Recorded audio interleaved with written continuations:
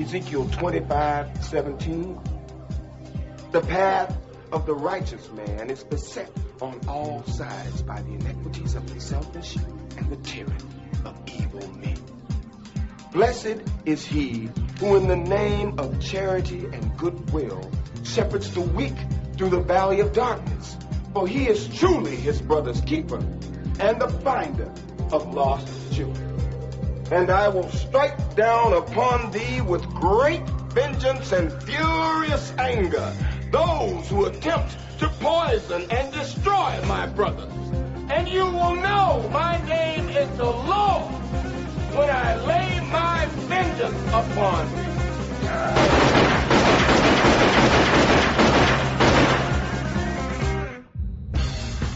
Only a Carpathian would come back to life now and choose New York. Tasty pick. Bonehead. We were every bit the force. We lived, we breathed, we sweat, we paid the price to be the best. Never been about the boys in the office. The boys that have gone out there night in, night out, doing everything they could to be the very best at what they chose to do in their life. Those boys are here tonight. Well, I must have been away too long because my feelings are dead. I feel no remorse. I only am who I am because I was born that way. I have a gift, and I am trying to not be selfish about it, but to use it. My job consists of basically masking my contempt for the assholes in charge. And at least once a day, retiring to the men's room so I can jerk off while I fantasize about a life that doesn't so closely resemble hell. It's my house, and if you don't like it, get the fuck out. Grab a dog, I choke him, and I kick the shit out of him. And I all day long I put up a dog's ass. Just bang, bang, bang up his ass. That's my pleasure. Go back to bed, America. Your government has figured out how it all transpired. Go back to bed, America. Your government is in control again. Here you go, America. You are free to do as we tell you. You are free to do as we tell you. You are free to do as we tell you. Sometimes shit happens. Someone has to deal with it. And who are you going to call? Oh, you guys like to tell jokes and giggle and kid around, huh? Giggling like a bunch of young broads in a school. Well, let me tell a joke. And boom goes the dynamite. And boom goes the dynamite. The brother's gonna work it out. The brother's gonna work it out. The brother's gonna work it out. The brother's gonna work it out. The brother's gonna work it out. Grab a dog. The brother's gonna work it out. Grab a dog. The brother's gonna work it out. Grab a dog. The brother's gonna work it out. The brother's gonna work it out. Yes, The brother's gonna work it out. The brother's gonna work it out. Harry is a lion sack of cunt.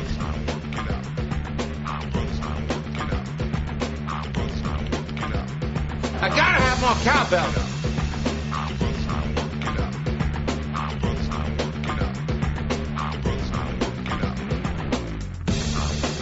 Oh, buddies. It's the Ron and Fez show. I'm Ron, there's Fezzy. Hiya, buddies. Fez sporting a whole new microphone look today. I'm liking it, Fez. Yeah, it's the desk mic, Ronnie, so just... You know, I'd like to have it. I brought this with me from when I originally did the news at the Columbia Broadcasting System. So I want to have this with me. It's an heirloom. You had that the day you started 10-10 Wins, which was an exciting day in broadcast history. It was just me and a young Pete Johnson. I got the microphone done. I ate a hash brownie and I'm going to lay down. 866 Ron 0 Fez. 866-RON-0-FEZ. We're also be able to be reached online today at ronandfez at AOL.com. ronandfez at AOL.com. And you can play along with some of the websites, ronfez.net, and the listener threads at talkradiofans.com. All right, so a little bit of a late night for us, Fezzy. We won't spend a lot of time on it. We were going out to do the O&A show. Could you show up, maybe do 10, 15 minutes here in the beginning, there at the end, and it'll be a great thing for the broadcast people. It went on for an hour and a half straight. I now know how a hostage negotiator feels, where you're just grabbing at anything. I know how the hostage feels. And yet, here's the oddest thing about last night, and then we will move on. You and I had no idea the show was done live on the air. That was amazing. Yeah. We were told that everything will be fixed in post. Yeah. You guys go out there, and That's even an hour and a half of fixing. 1 hour into it, somebody came by and said, look, we're going to take out big chunks of this, and it's all going to sound good. We had no idea we were live on the air. Not a clue. Like if you were sitting in here, like during a commercial break, and the mics got left on. As a matter of fact, towards the end of the show, I said, well, this part will be cut out. Honestly, I did. It was at the 11-hour mark.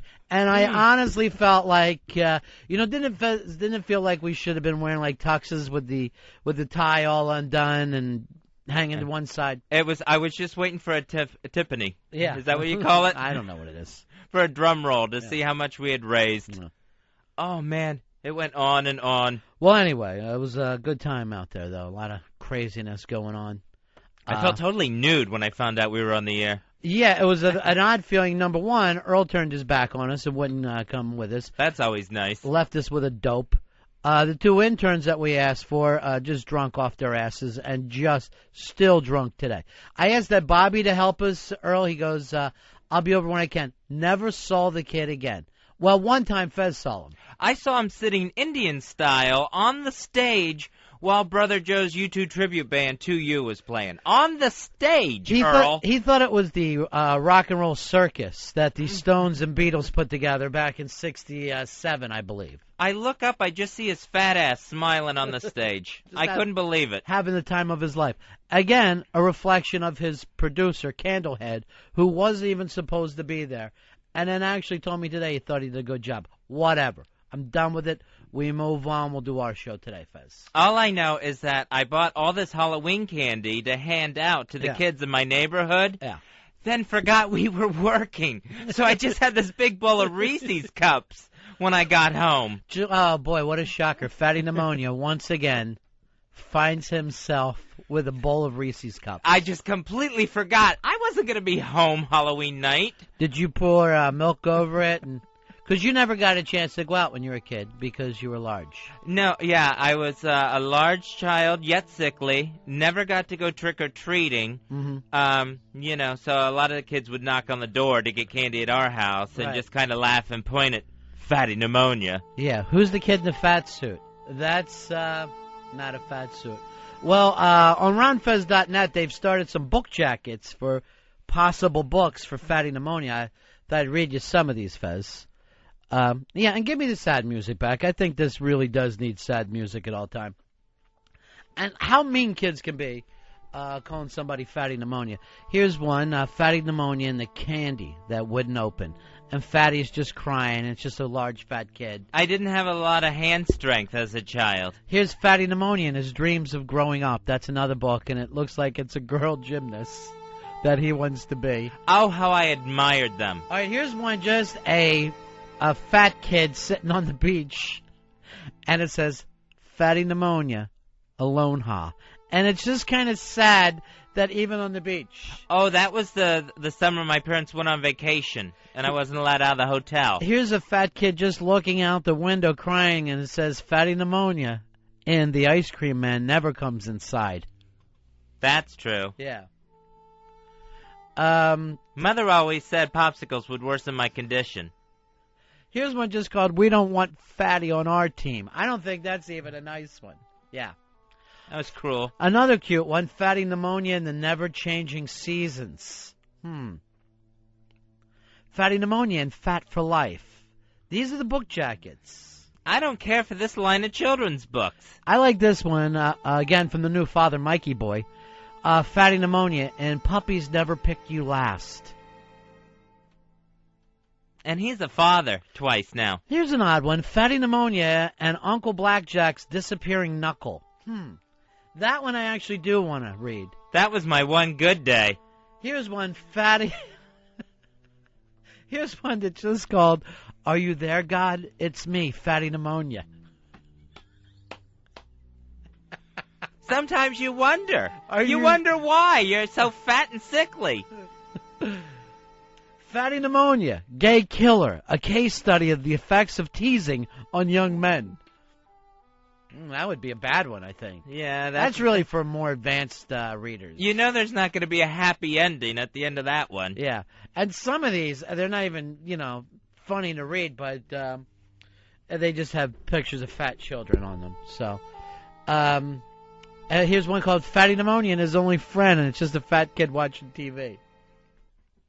Fatty Pneumonia and Some Scars Never Heal by Fez M. Watley. That's true. This one's kind of sad, and it just says Fatty Pneumonia, Renaissance boy toy. And it's just one of those fat Renaissance kids, Fez, from the paintings. They look like they had so much fun. Here's one called Fatty Pneumonia and the Worst Lutheran Christmas, and it's Santa Claus taking a shit down the chimney. All these are up on ronfez.net. Any of my gifts were indoor toys. Here's one called Fatty Pneumonia, another lousy 4th of July. And it's just fireworks through a window. You can't see, where the fireworks were in my town, Pinellas Park, Florida, you couldn't see them from our window. Fatty Pneumonia, and maybe I'll go out tomorrow. Tomorrow never came. Yeah, I guess it didn't. But Uncle Blackjack did. Down the chimney. This is one called Every Day is a Rainy Day for Fatty Pneumonia. Yeah, my mother thought I could catch another cold in the sunlight. It was very odd. Yeah. I think she just liked getting her feet rubbed. This is an odd one from Tall James, who has a little bit of brilliance. It's called More Moldy Bread Means More Penicillin for Fatty Pneumonia. Here's one just called Kittens Hate Me by Fatty Pneumonia. Oh, I remember Whiskers. Here's one with a fat kid sitting on a clown's lap, and it just says Fatty Pneumonia in the Circus of Shame. Well, that was the year they tried to bring the circus to me. And it just didn't work out. Here's Fatty Pneumonia and the English Children's Cruel Prank. And it just shows people pushing a fat kid in a wheelchair into a lake.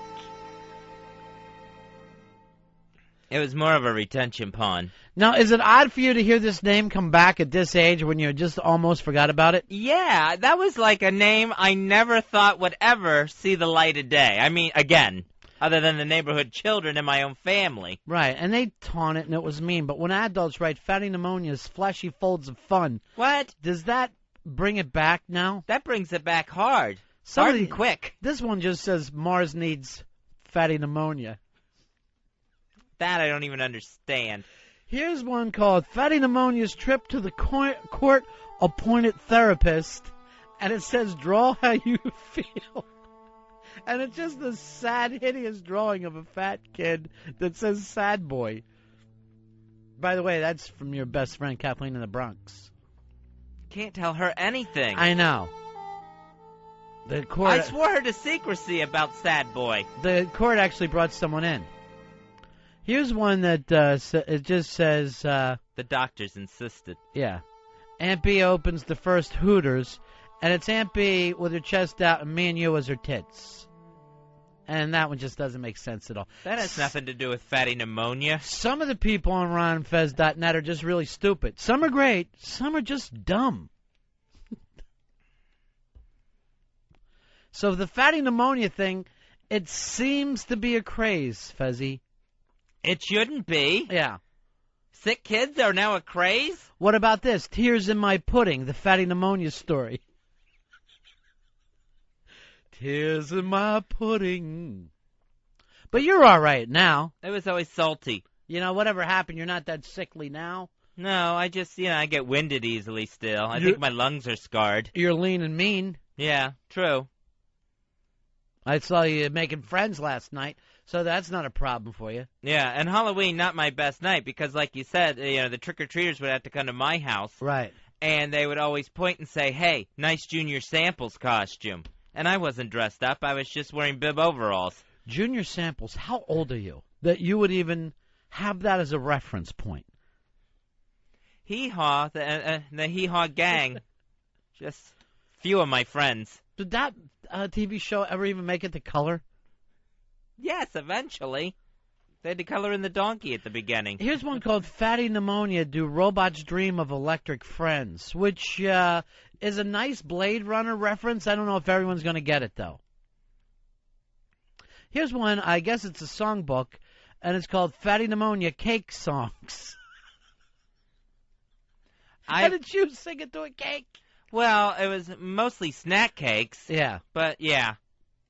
When you're locked up in the house and you have no one to talk to, you're just going to figure out different ways to express yourself. Yeah. I guess so. All right, it's 866 Ron Zero Fez, 866 Ron Zero Fez. Hey, Chris, you're on the Ron and Fez show. What's up, buddy? Hey, buddy. Hi, Chris. How are you? Good. I got a book that I just got at a library. It was Fatty Pneumonia and the Sorcerer's Bone. Oh, Fatty Pneumonia and the Sorcerer's Bone. That must have been an exciting time for Fatty. It was a page-turner. Yeah. 866 Ron Zero Fez, 866 Ron Zero Fez. I'm going to tell you the truth with this sad music. It should just be playing all the time for us, no matter what we're talking about. It just sounds like bad news on the horizon. It really sets the tone of waiting for the other shoe to drop. Yeah. Here is Jerry. Jerry, you're on the Ron and Fez show. Hey, buddy. Hey, buddy. I've got a book. The book is called Fatty Pneumonia's Fever Spikes, and it's a picture of the Hindenburg catching fire. That's just wrong, Jerry. Hey. And that night my fever spiked, they thought they were going to lose me. Love you, boys. See ya. His fever spiking. We're going to lose Fatty. I know that's They had to try to squeeze me into a tub of cold water. It better smell terrific. It was smelling like soup. I was so warm. Like a nice big pork soup. Like throwing a ham bone and just some hot water. You never want to throw away those bones. Here's Patrick. Patrick, you're on Ron and Fez. How you doing, buddy?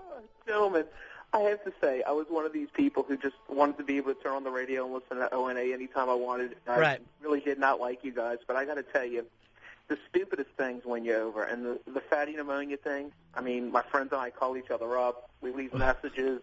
It's just the new thing. It's hot. It's sweeping the nation. We had him at Fatty. Yeah, it is sweeping the nation.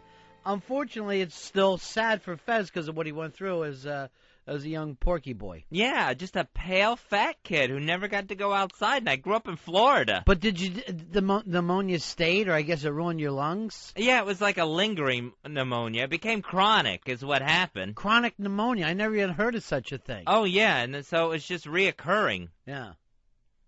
Oh, well, that's, but you're fine now. My mom would turn on a fan. Next thing you know, I'm in a sick bed. Yeah. You know, surrounded by little Debbies trying to get well again. The only friends he had, the Debbie girls. He was asking for Debbie when his fever spiked. Well, everything is great for you now. By the way, I want to thank Dr. Steve for sending me a box of cigars. That's just fantastic of you, Dr. Steve.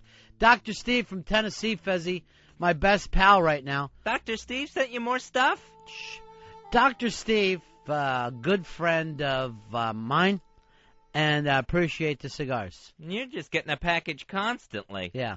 I got one. I say this is going to be the nicest November ever. Thanks to my buddy, Dr. Steve. Here's Cigar and Scotch. Cigar and Scotch here on Ron and Fez. Shameless. Yeah. You guys sound like $1 million. You're the one who sounds like $1 million, my friend. How about the day that Rainbow Bright met My Little Pony since Fatty Pneumonia only had 2 toys? It's kind of sad. You want to say it without laughing? Yeah. But were those some of your friends, Fezzy? Yeah, because like I said, I only got indoor toys. Yeah. So it was things like My Little Pony and the Rainbow Bright action figures. Oh, look who it is. It's your good buddy Bobo. Hey, Bobo. Hey, buddies. Yeah. I was reading a story to my kids last night. It was pretty good. Fatty Pneumonia, my invisible friend, was eaten by cannibals. All right, thank you, Bobo. You know, Bobo did acid at age 8, Fezzy. So it's fun for him to tease someone. This is the first time ever. He sees someone else's life Yeah. and pities them. Well, right, exactly. It's very cool when you're on the other side of childhood meanness. When you're like, hey, now I know why people get picked on. It really is fun. It's a blast unless you're the fat, sick kid. Yeah. Hey, Randy, you're on Ron and Fez. Big ass 307, buddy. Way to go with school. Hoo-ah! Yeah. Yeah, I was just reading Fatty Pneumonia and the White Blood Cells that never worked. Ouch. A little Fez in his robe, it was adorable. You know, Fez did have a bad uncle, so some of that stuff comes back. Yeah, my Uncle Blackjack. Mm. He was the toucher in the family. Mm. And you were the touchy? It happens. Sure it does. It happens. It's the touching I didn't mind. It was all the kissing. Well, you had a 6-year-old set of tits that would probably send any man over the edge. I mean, if I was an old alcoholic laying around the house drinking Mad Dog and smoking Pall Malls, and I saw a 6-year-old fat boy with big tits like that, who knows if I wouldn't be in for a quick fitty tuck. Yeah, I had the misfortune of developing early. And let's face it, you were willing. There wasn't a struggle. Do you know how hard it was to get anyone to talk to me? True. Well, I didn't want to, My brother and sister wouldn't hang out with me. Well, here's Tim. Tim, you're on Ron and Fez. Morning, buddies. Yeah. Got a new John Irving book, The World According to Fatty Pneumonia. Ouch. Maybe an adult thing.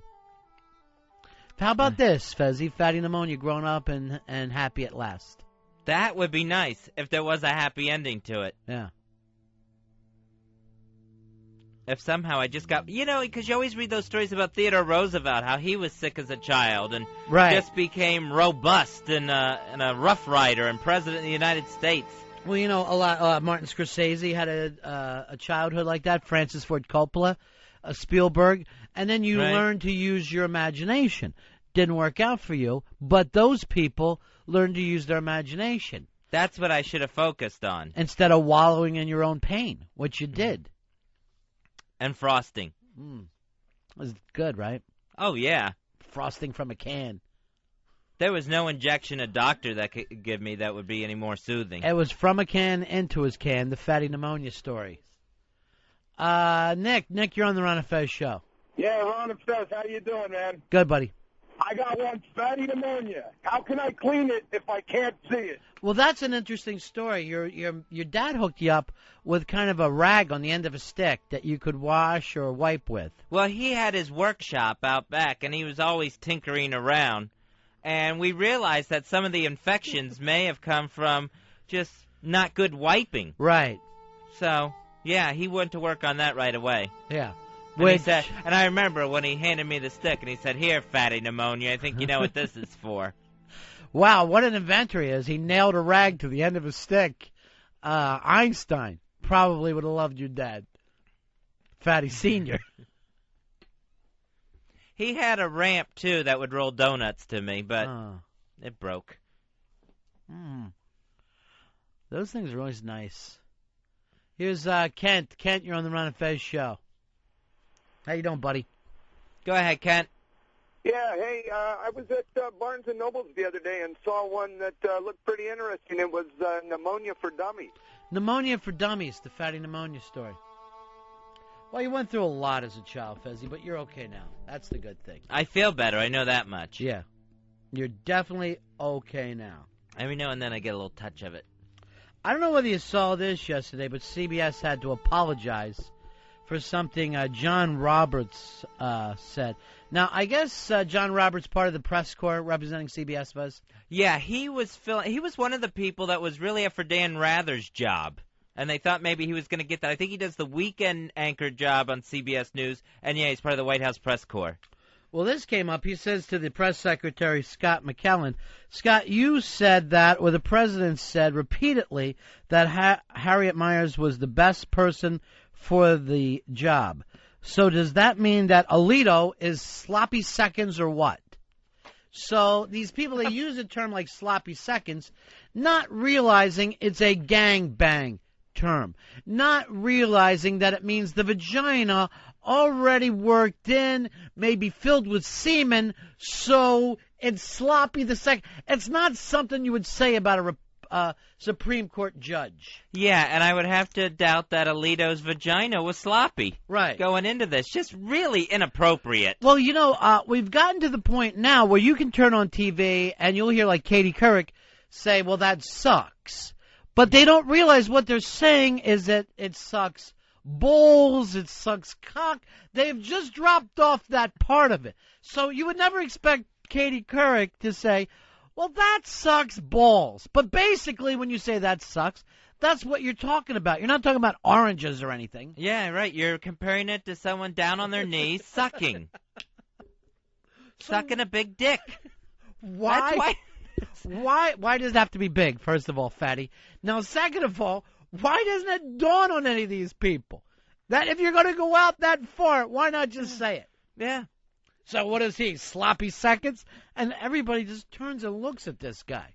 Yeah, they'll do the same thing with, he's screwed. He got screwed. He got screwed. Which means, Harriet Miers got screwed. That means somebody bent her over and fucked her. That's the only way it means. There's no difference. There's no. The original saying had nothing to do with like a screwdriver, and you're screwing two pieces of wood together or something. It always makes you wonder why one term is okay and the other term isn't when they create the same image in your mind. Yeah. It's baffling. So apparently it just gets said so much that it loses any sort of meaning, I guess. Right. It kind of desensitizes everybody to what it's about, where they go, that sucks, and they don't really consider oral at that point. I think one of the ones you're going to see on the horizon, if it's not already there, is like, he's a dick. Where it Wait, I'm trying to think. I think dick can be said. I'm not positive about that. But I think you could say someone's acting like a dick. Right, yeah. And it's, now it's just like, oh, that means jerk. No, it doesn't. That means penis. Right. Which makes me wonder if jerk means jerk off to begin with. Because what other term is there for jerk? That's absolutely true. It must mean that. That must have been where it came from. So you're fine with jerk because it's been hammered into you. Because we've gotten it all our lives. And hammered in means fucked. Again, it's just an odd thing that when we decide what bothers us and what doesn't. So this maniac is saying to Scott McClellan, sloppy seconds. Sloppy seconds. On Judge Alito. Basically acting like it is a gangbang. Because there's no other way to use sloppy seconds. You know what I'm saying? Yeah. It's not like a second helping of a meal or you got there second. It means there's already been sex going on. It's okay for you because you're having sex, and yet it's a little sloppy. Yeah, it was fine for President Bush and Harriet Miers. Right. They were together at the beginning. Right. Now Judge Alito, Samuel Alito, he's just the whore that's getting pounded again. It's just odd all the way through it. It's just weird the way we act in this country. So I guess this is going to be some huge fight. I saw one of the headlines, I think it was on Drudge, this is Armageddon. Yeah, basically, this is the fight that the right wing wanted. The right wing of the Republican Party said, look, when he tried to come up with Harriet Miers, they were furious with him. And they said, no, look, we've got you here. We put you up here so we could have this big showdown over the stuff that kind of divides the country, which is abortion rights. It's the prayer in school stuff. It's gay rights. Let's have it out. And I got news for you. I don't think it's a bad thing. I think it's time that the country, if we're so divided, that we either talk this stuff out and find out if there's a way for the country to pull together, or we do the next smartest thing and we break up. And it's the blue states of America and the red states of America, and we're two separate countries. Just blue states. That country is on each coast. Right. That country's on each coast and Chicago. Or we could call that Urbania, where it's just really the urban sections of the country. I saw some of the conservative group people on TV yesterday doing the news shows and just cheering and everything and saying, President Bush got it right this time. Well, you forced them to do what you wanted to do. No respect for their guy whatsoever. Yeah. Look what we made him do. Yeah. Keith, hey, Keith, you're on the Ron and Fez show. What up? Hey, buddy. You can say dick on TV as long as you use the proper context. Somebody can be a dick. You cannot refer to your dick or his dick. That goes back and forth and changes because the FCC is never really. And Fez and I used to sit in a million meetings like this. At one time, we could say asshole, like, Earl's acting like an asshole, or that Earl, he's an asshole. But you wouldn't be able to say, let's take a look at Earl's asshole now. And I wonder what's in Earl's asshole. That would be considered across the line. Yeah, you could use it as an insult, but you couldn't actually refer to what it physically actually was in reality. Right, and the same had to do with dick. You'd be able to say, well, he's a dick, but you couldn't say, hey, he took his dick out. That would be a problem. Because for some reason, one is so much worse than the other. Yeah. I guess the one actually paints a picture of Earl's bung. I guess so. Here is Jake. Jake, you're on Ron and Fez. Yeah, why are you disrespecting Wisconsin? We're also a blue state. Can't we be part of the new country? Yeah, you will be part of it. I mean, it really won't even be up to you. You'll just be thrown in. So, Wisconsin, welcome to Urbania, some of the more urban parts of the country. And you know what? We're glad to have you aboard. It's nice to have you here. Yeah. I don't think most of the country would be upset if we divided up the United States. I think most of the people would go, you know what? It's better than this constant fighting. Oh, yeah. I mean, you would have people in red states, pissed at New Yorkers on the East Coast and tired of the California flakes and hippies. Yeah. And, the green hippies out there. So both sides would actually feel like it worked out better, right? I mean, basically, we've all been in that relationship where you're like, we're just constantly fighting. We're constantly talking about what we don't like about each other. Let's go our own way. So let's see if we can't work it out this time over the Supreme Court. And other than that, we'll just divide up the country. And it'll be two successful countries. You would think it would work. Like in the red states, you would have to be thrilled that, all right, there's going to be prayer in school. And no one's going to argue about it. Pray your asses off. There's going to be 10 commandments in the courthouses. Love it. Go in there, read them. And no one's going to worry about it. Put Bibles everywhere. That's going to actually be the rule. Make a Bible at every rest area. That will be fine. Nobody will have a problem with it. I wonder if they would find other things to fight about amongst themselves. No, they will be totally happy. It'll be great. You can wake up in the morning in Texas, and part of the tax money can go to be having Bible verses spray painted across the sky. So you can just go out and lay on your back in the backyard and read the Bible. And it'll be cool. So the interesting thing, I don't know what we're calling the red state country. Redia. It'll be up to the red states to do what they want to do. It'll be interesting. So when it's time to get a president of their country, it'll basically just be a primary because you would vote, I guess Republican. You would choose from Republicans. Right. That's all you'll do. So the primary wins it all. And in the blue states, Fezzi, they'll just have gay abortion doctors running the entire thing. An atheist gay abortion doctor will become president. And nobody will be mad or have their feelings hurt about it. It'll be fine. Lesbians will be able to get abortions. Sure. And their wives will be there because they're legally married. But they can't pray, at least if somebody hears them. They can sit quietly, but they can't pray that it's a good abortion. Please let this lesbian abortion work out well. See, I don't even know if that would be working. Justin, you're on Ron and Fez. Yeah, I was just curious what you guys are going to do about all those people in Ohio and Florida who are red versus blue. No, they're reds. Oh, damn it. You had an election. You had your chance to work it out. Maybe there was cheating. I can't deal with it. Fine. Everyone got a chance to pick their color. Yeah. Oh, we tried. And if the blue states, if they want to go south for the winter, they can only go as far as Ocean City, Maryland. That's as far south as you go. Wow, that's where the snowbirds are going to be from now on. Woo, so much nicer here. It's in the low 40s, high 30s. Not bad at all. I'm going to miss Disney. Yeah. Mark, you're on Ron and Fez. Yeah, how you guys doing this morning? Good. What can we do for you? The blue states would be United States 2. All right, so there'll be United States and then United States 2. Yeah, the exact opposite of United States. All right, I like it. Does it work for you? Where you come from, Mark? Texas. Mark, you're there in Texas. You're red. You're feeling loud. You're talking proud. Are you willing to say we divide up the country?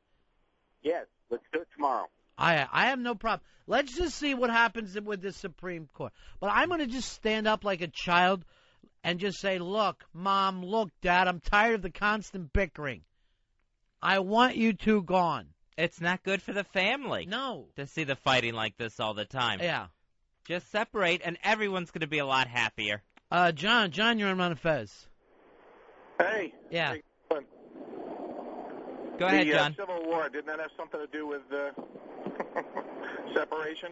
Yeah, but you know what? Everybody didn't want it. Where this time, I think if we had a vote, people would be happy to break up. Because I'm tired of turning on the news and, hearing the problems going on. And as far as the red states, if they want to keep the slavery thing going, that'll be up to them. We give the black people a couple weeks to get out of there properly. Yeah, you can't tell me that people in Arkansas, in Little Rock, Arkansas, wouldn't mind not being in the same country as Portland, Oregon, or San Francisco, California. Exactly. They got nothing in common. Let's face it. They got nothing in common. And when we get everybody together, it's just odd and uncomfortable. It doesn't work as a country. I think as two countries, everybody will be happy. And does it look like there's any chance of the two sides coming together for any sort of unity? Yeah. I mean, this is going on 8 years now by the time we have the next election, that it is right down the line. And there's some things that we'll still do together, let's face it. XM satellite radio, I'm sure both countries would love to have that. It'll go perfectly. United States 2, and Canada. Broadcast into all three. Maybe United States, too, will just join Canada. Here's Chris. Chris, you're on the Ron and Fez show. How are you, buddy? I'm doing good. Good. Hey, I got a name for the red states. Yeah. It should be Niggerless Paradise. Wow. Go ahead, Earl. Enjoy yourself. We're redneck. Wow. We're redneck. We don't know our ass from a hole in the ground. We're redneck. We're redneck. We're keeping the niggers down. Hey, Doug. You're on Ron and Fez. What's up, buddy? Hey, buddy. Hey, what's the Albania going to do for food, though? They're going to have to trade out. They're going to have to trade out. That's all. What are they going to give to the red states? Let's just see. You know what? Maybe you're going to do well with it. I think, feel good about it. Don't bring up things now that are going to be a problem. But we're all tired of the bickering, right? Yeah. We're all tired. I mean, you'd be in it for it, right, Doug? What? You'd be in on it. Actually, I'm a red stater. Yeah, that's what I'm saying. Raise the prices of those food. Make a little money for yourself. Make things happen. Here's Eric. Eric, you're on Ron and Fez. What's up, buddy? Hey, buddy. Hey, you can't really call it the United States of America anymore. It'd have to be the divided states of America. Now I like it. The divided states of America. Few here, few there. Yeah. Divided red, divided blue. Yeah, beautiful. And no more bickering.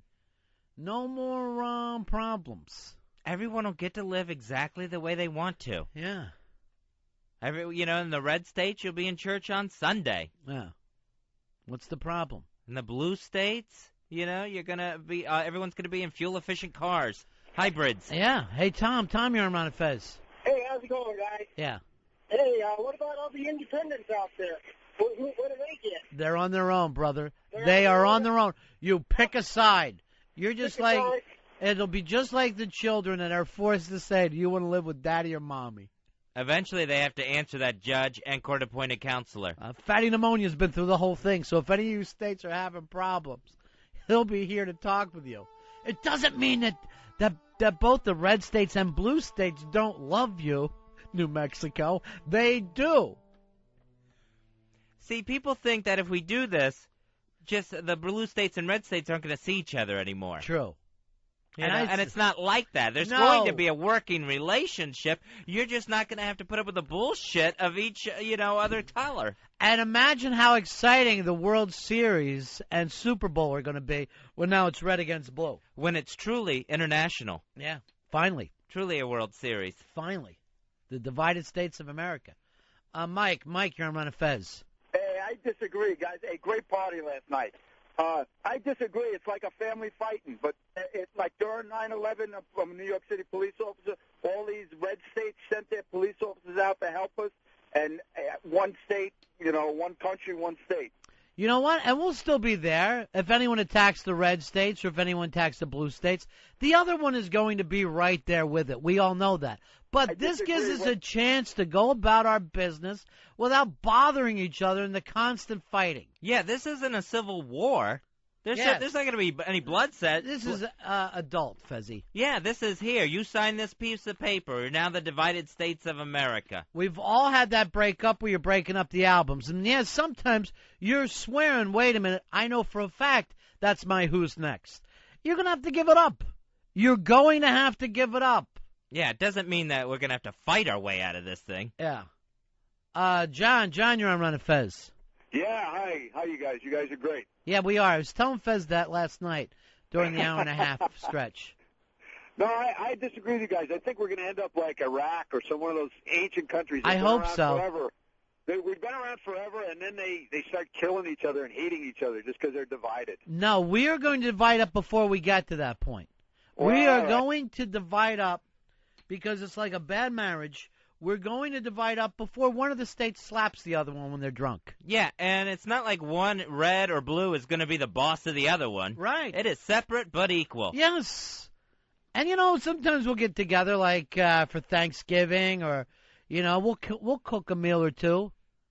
Sure. We'll be there. We'll have all the same holidays, just some you'll spend at Blue's house. Some you'll spend at Red's. Right. And there'll still be love. Yeah, there's still going to be presents at Christmas. I'm sure people will travel back and forth, but now you'll be able to live the way you want to live.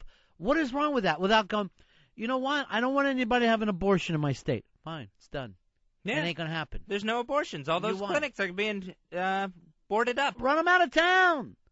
They can open up in blue states. Yes. There'll be plenty of work there. Do bang-up business, and then if any of the red state girls want to drive over, that's their business. Yeah, just show your passport. It's going to be like Holland. The blue states, it's going to be like being in fucking Amsterdam. We'll be all whacked out. Fine, that's our problem.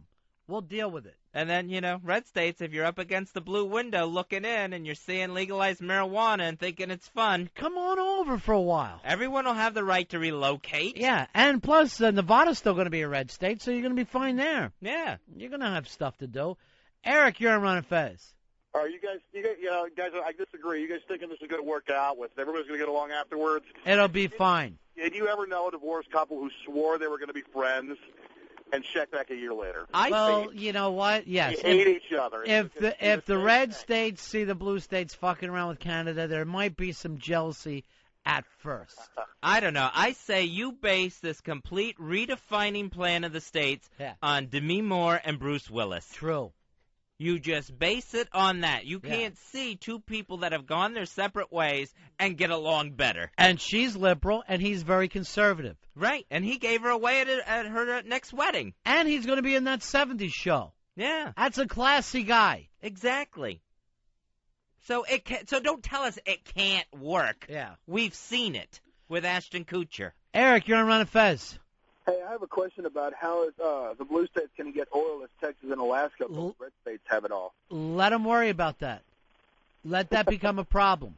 I think it's just so perfect. Like red states, that country gets Alaska, blue states gets Hawaii. Mm-hmm. It just seems to work out perfectly. It does. Oh, yeah. Don't worry about what's going to, don't go around trying to figure out what they want to do and who wants to do that. Doesn't matter. Don't look for problems that aren't there. Thank you, Fez. That's what I say. Work towards a solution, okay? We don't have problems. We have obstacles. Be an American, not an American. I love that. Harry, you're on the Ron and Fez show. How are you? How you doing, guys? Yeah. I just got a comment on the, let's say, blue state. Yeah. See, the blue states will take your guns away and there'll be high crime. The red states will give you your guns and there'll be low crime. Because if someone... Then that'll be fine. Then everybody, you know what? And then maybe the blue states will say to themselves, you know what? We're seeing some things that the red states are doing. It seems to be working out. They'll adapt some of that. Then the blue states or red states will go, you know what? I see that the blue states have made this change. We'll pick it up. But they will do it on their own timeline. Yeah, and it'll be everybody sitting down talking about it. Right. Instead of screaming across the aisle. Yeah. It just works. Yeah. It just makes sense. Warlock, you're on Ron and Fez. Hey, guys. Yeah. I'm echoing Eric, but I like your idea because of it. I'm in a red state, and our gas prices would go down so far because we got all the oil, and we wouldn't have to worry about how much oil China's using anymore. Go ahead. Deal with it. It'll be good for you. You're going to have to make a living. Yeah. You can pump oil out of every backyard that you have in the red state. Just let the oil go pump it into the air. Enjoy it. It'll be great. Crack open those wells in Alaska. Yeah. You Just start to have, just gut Alaska if you want to. yeah, start to have a geyser, take a baby seal, stuff it in there, stop the oil. Whatever you want to do. Andrew, you're on Ron and Fez.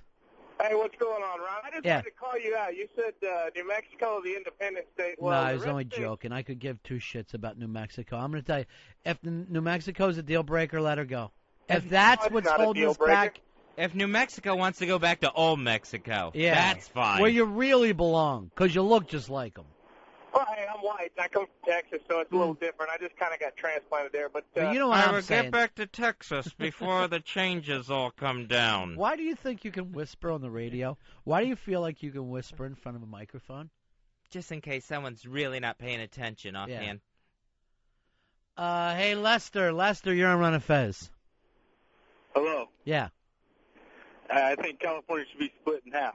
All right, don't start that shit, because then we're going to run into that in Ohio, Right. Florida, and Austin's going to want to join the blue states, and you can't have that. You're stuck with your state.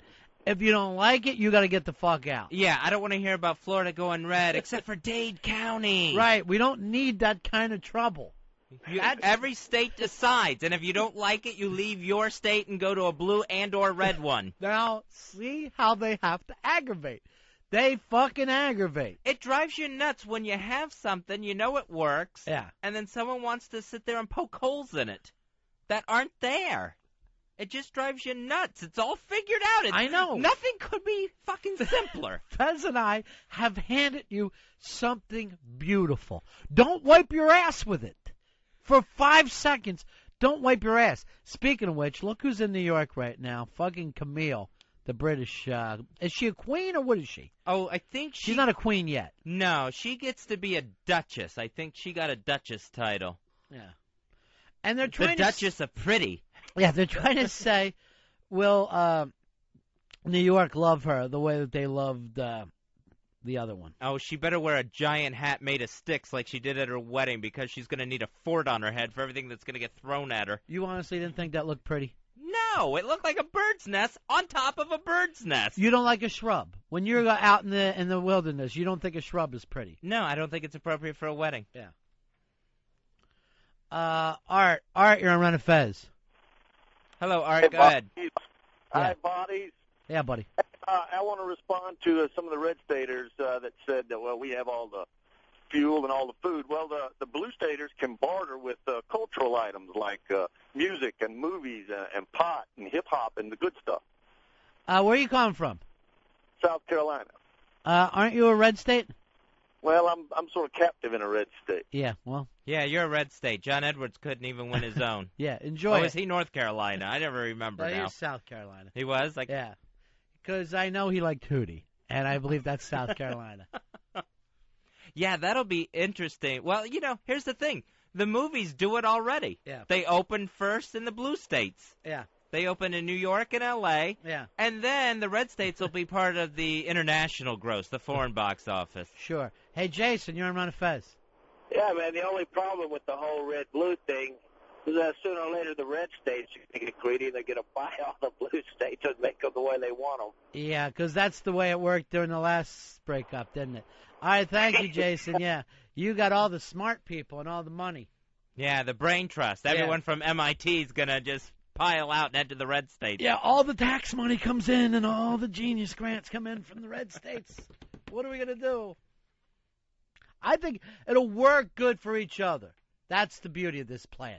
Stop nipping and saying, our states are going to be better. There's plenty of times for that when we play the big football games. It's really gonna be easy. Each one has pluses and minuses. Yeah. And we learn to, share with what we got. Exactly. Because that's gonna come down to business. Each country is gonna need to make a living for its people. Yeah, you got a TCB. Take care of business. In a flash. Yeah. So it'll work. It's perfect on paper. If some of you people stop fucking with it and just let it breathe, give it a little air, get behind it, massage it. I know, because some of the arguments, it makes no sense. What are the blue states going to do for food? There isn't a food-producing country that sits there and goes, this is all ours, and we're not going to share any of it. You'll sell it. The same with the oil. Yeah, like Argentina doesn't sell a steak. Don't worry. I'm not eating any of that Argentina steak, by the way. That shit's fucking awful. It's like eating a shoe. I'd rather eat a Nike. There's a lot of it, but it is tough. Yeah, not for me. Not for me, my friend. A little fatty, too. Pneumonia? Bring back some of those bad memories. When my parents would fight. Stop acting like this is a big problem. It's a good thing. This is all good. It's good for the country. It's good for both countries. You know, Fez and I have come together with something that I would say not as just genius, it's ingenious. This is perfect for everybody. And other than a few people that have tried to find some kinks in the plan that don't really exist, there's not one person that says, no. Right. No, I don't want to live in a place where people think like me. Of course people do. They're going to think like you. They're going to talk like you. They're going to like the same things as you. They're going to like the same God as you. Except for in the states where they don't give a fuck. That's the blue states. It's just going to be perfect. In the red states, you won't have one gay neighbor. Right. No more gays. You would have to drive to a blue state to throw a stick that would hit a gay person. You're going to be that happy. And then don't do that, because you'll be arrested. Yeah, and you don't want to be in a foreign prison. I don't think the prisons are going to be so much worse. Oh. Sometimes. Well, you never know. I know. You don't have a chance. You haven't had a chance to think this through. I mean, it's all still happening. It's new, and I'm all jazzed up with it, you know? I mean, I'm high right now, but it's a good kind of high. I'm trying to extradite someone from Vermont. Yeah. That'll be perfect. Fox News will run the red states. Everything will be perfect. Yeah, you have your own network. That's. Scott, you're on Ron and Fez. Hey, guys, how you doing? Good. Hey, just a question. How are the blue states going to defend themselves militarily? A majority of the bases in the United States are in red states. Florida, Texas, Ohio. Yes, most of those were getting closed anyway. Yeah, you'll keep all those bases. And we'll defend ourselves with bows and arrows up here like fucking idiots. Go. Yeah, all right? That'll work fine. All right, yeah. guys. Who's invading us, by the way? Who's invading us? Yeah. Nobody yet. Thank you. Up to this point, we've been fine without being invaded. Mm-hmm. You notice it's only the red staters that are doing that. You're not going to like it when we're going. I'm trying to think of when we were invaded last. 1812, perhaps? I'm not sure. Not a big problem. We'll deal. Everything will be fine. What about when you get invaded? Good. Welcome it. They're going to see Blue State Nirvana and actually pull up a seat at the table. It doesn't matter. It's all going to work out fine. I'm telling you now. Stop trying to burst this little balloon. Dave, you're on Ron and Fez. What's up, guys? Who gets Puerto Rico? I say we set him free, just like the neighborhood cat. Where you would go like, I don't want the cat. I don't want it. Let's just take a ride, and then we'll just set Puerto Rico out on the street, and we'll take off. That is huge for Puerto Rico. Years and years of trying to become a state. No, you're leapfrogging. You're becoming a country. You're a country. You are automatically a country. It's like, oh, my gosh, I was in the mailroom working one day. Next thing you know, I'm CEO of the company. And hasn't Puerto Rico wanted to be their own country for a while? Oh, yeah. They'd much rather do that than be a state. Yeah, so it works out for Puerto Rico. What's being a state get you? Yeah. Heartache. Does it? It's a heartache to be a state? Yeah. They don't know how good they have it. Oh, they've got it great. They've got it great down there. But when they're a country, things will be happening for PR. Yeah. Puerto Rico. Yep. I think meant public relations. Mark, you're on Ron and Fez. Go ahead, Mark. Yeah, I think that we're going to have trouble already. I want to close the borders so that the blue staters can't come across and steal our Yes, jobs. you go and do that. I know how you guys always want to close borders. Be the perfect opportunity. You'll keep people from running into Arkansas as fast as they can. Imagine the jobs that open up for border patrols. Yes, it'll be fine. You're going to have gigantic borders that you can put up big walls and no one can stop you. You can put up big walls and then spray paint Jesus pictures all over them. It's absolutely and it's what red states want. Yes. Big walls up against foreign countries. It's perfect. I know. It's a dream come true for them. Everyone who calls in to argue this ends up coming up with another plus. I know. For one side or the other. It's something that one side has dreamed about. The Minutemen will be your army, those guys that patrol the Texas border. And you can just really build a wall and shoot against it all the time. It'll be great. Well, I don't have a name up here because the phone people are drunk, but I'll just say, hi, Line 9. You're on Ron and Fez. Hello, Line 9. Number 9. Hey, buddy. Yeah, how are you? Just fine. What you got? I wonder where I got. If I'm going to have to move, which country's going to legalize the marijuana? Now, that is interesting because it looks like the first one could be a blue state, right, today, Fez? That's right. In Denver, what they want to do is pass a new law today that says if you have an ounce of marijuana, that's fine. Anything more than an ounce is illegal. Right. But you can have up to an ounce of marijuana in Denver without getting in trouble. Now, I like the idea of that. I think it's I think an ounce is a fine cutoff point. My problem is this, Fez. Where do you buy it? Oh, yeah. You have to grow your own pot? Yeah, you're probably going to have to. I don't know where you're going to get it inside Denver because it's going to be illegal in the rest of Colorado.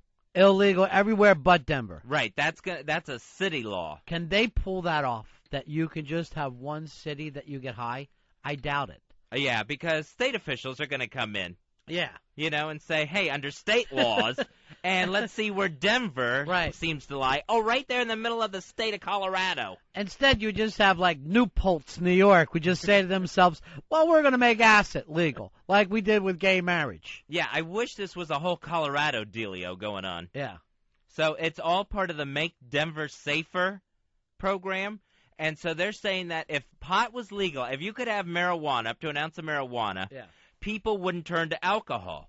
When people turn to alcohol, that leads to domestic abuse and domestic violence. Now, being an addictive personality, Fez, this may shock you, but I remember drinking beer and smoking pot at the same time as I snorted a rail. It never was an either-or thing with me.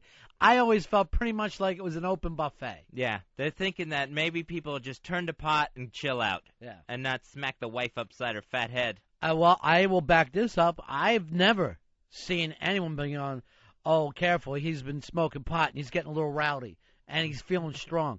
Pot smokers have a tendency to really lay back and be a lot more cool, Fez. But it'll be interesting to see this passes and what happens. Yeah. If domestic violence drops, if crime drops, DUIs drop. I'll say this, and I know for a fact, if they do legalize pot there, you're going to see a lot less people taking care of their yards.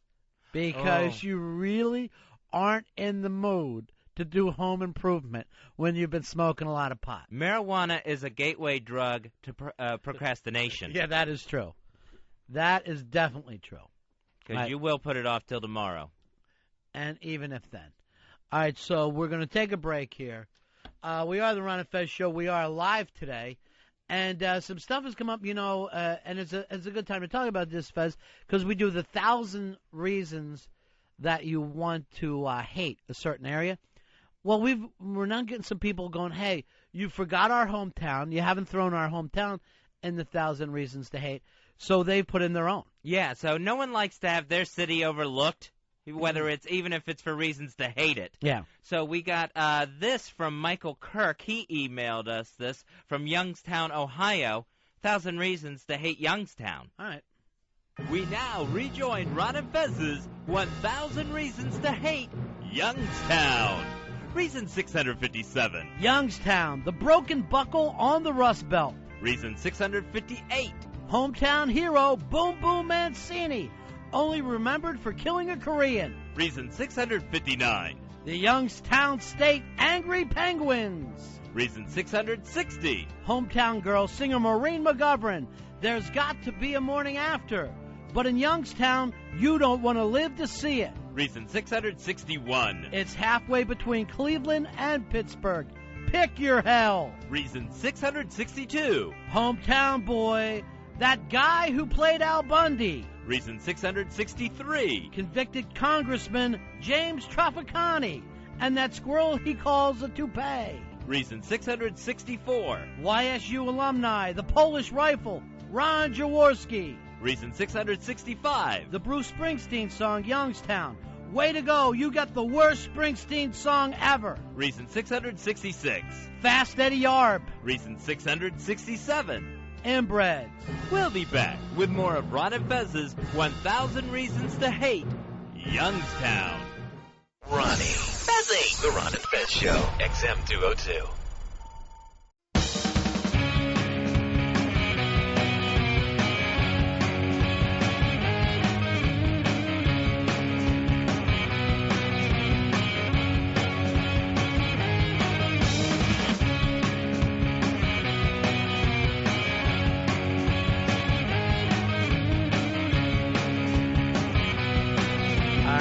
Ron and Fez Show. Getting a lot of emails here at ronandfez at AOL.com, Fezzy, and I'm not going to lie to you. A lot of them trying to tear our idea apart. Of two countries. Yeah. One red, one blue. So everybody gets to live the way they want to. Right, exactly. So we won't have to hear about an Armageddon anymore and the constant cultural war. It'll be just dropped. Right, because if you're in the red country, you're going to get to pick every Supreme Court justice you want that supports no abortion. Right. If you're in a blue country, you get to pick the same way for your team. Yeah, where you can have choice. Everyone stops the crybaby stuff. But some people, I guess, they just want to fight. Yeah, they're not happy unless they are. Yeah. That's a problem. No. They're not happy until somebody's crying. I keep saying the bird flu thing on TV, Fezzy. Is it real? Is this a gimmick? Is it something to scare us? Well, this is what I don't understand. You know, we've seen how, like, in countries like Estonia or something like that, they found the bird flu, and you're like, yes, that's a dirty, disgusting place, and you're going to find bird flu there. Estonia? I think so. And that's close to bedrock? I don't think Estonia has existed in decades. Somebody's making up things because they can't back up.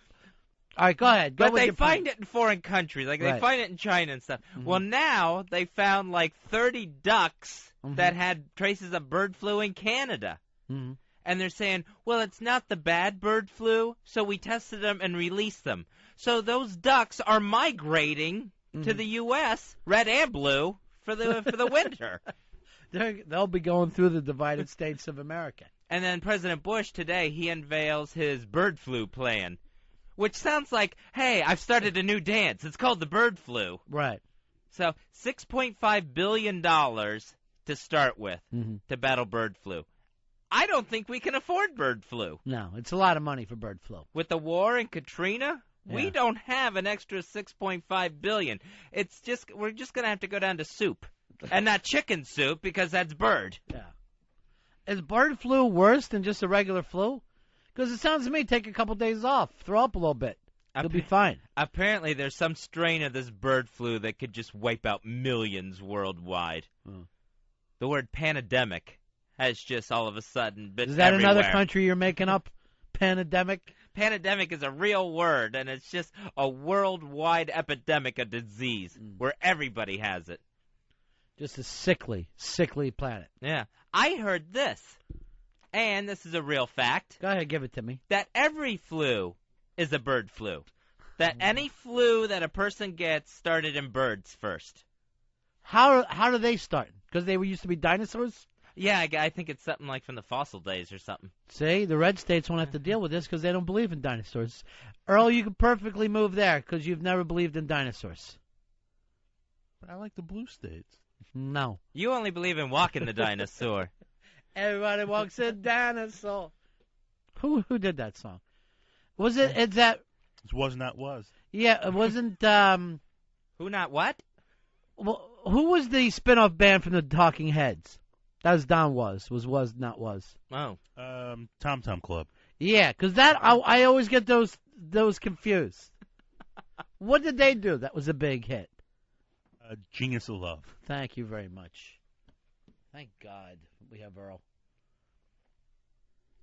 All right, so every flu comes from a bird. Every flu that humans end up catching started as a bird flu, and then it gets airborne, obviously, because birds what? They fly. They fly. I was going to say fly, but it wasn't much of a pause. And as I leaned in to answer, you threw in fly. All right, Fezzy, I'm spitballing here. I'm brainstorming. And you know what? If I'm wrong, I'm wrong. Kill every bird. Kill every bird? No one gets the flu again. Here's what's going to ruin that for us is parakeets. You know people will be hiding parakeets. Yeah. Because for some reason, they feel like a parakeet is a pet and a hawk isn't or whatever. That kind of annoys me. Right, yeah, because one of the birds that got sick last week that they found out had bird flu was a big parrot. You know, someone's pet. I don't like a parrot, man. I had one in my house. My sister came up to buy this parrot. I guess she got it on eBay or one of those crazy-ass things, so she needed to stay at my house for a couple of days because she got it in Queens. This parrot came in. Fez, I'm not kidding you. Its face was as big as yours. Oh! And here was the weird thing. I hate a face. It basically was just as expressive as yours. So it like it had eyebrows. It did. It fucking was so weird. And if I was alone with this thing, I felt like it was really going to just, like, drop, what it was doing before. Like, we're just repeating and just start talking to me. And I'd look over at it, and I would go like this. Go ahead and say it, motherfucker. If you got anything on your mind, now's the time to do it. Because it felt like it was an alien in my house. Yeah, parrot, the things that bother me on a parrot, those claws. Yeah. Anyone who doubts the scientist theory that birds came from dinosaurs, right? Just look at those raptor claws that are on the bottom of a parrot. The one part of it that isn't covered with feathers. You're exactly right. That's a raptor claw. Yeah. Definitely, 100%. And it's just so gross looking. It looks someone's mangled foot. It looks like, and then a beak. A beak will freak me out because it looks like it looks like fine porcelain or something. Yeah, like it could shatter. Yeah, that's what gets to me about it. It looks like if that bird bites something too hard, its whole beak is going to shatter, and then there's just going to be a big hole in the parrot face. Now, they don't have teeth, right? So it's like the whole thing is a tooth, because it could crack a rock, those beaks. Yeah, that beak, it's like jagged on the inside. So that's like, it's like two teeth. A top beak and a bottom beak part. Oh. I don't like a beak either, man. Yeah. And it just looks like it would crack like an eggshell. Yeah. Oh, yeah. And then once that bird, then can you imagine the sounds that come out of a bird that has its beak busted? No. I don't like you're right about birds. I don't like the flu. I don't like the beaks. I don't like the talons. There's not much I like about them. I hate that noise. Yeah. I will. If it means getting rid of every bird, I'll eat steaks. I'll eat pork and steaks. I don't have to have chicken again. I rarely have duck. I don't think I've ever had goose. Wasn't pork and steaks the name of your high school yearbook? Just the pork and steaks. Well, yeah, for us, the sick kids that got left back.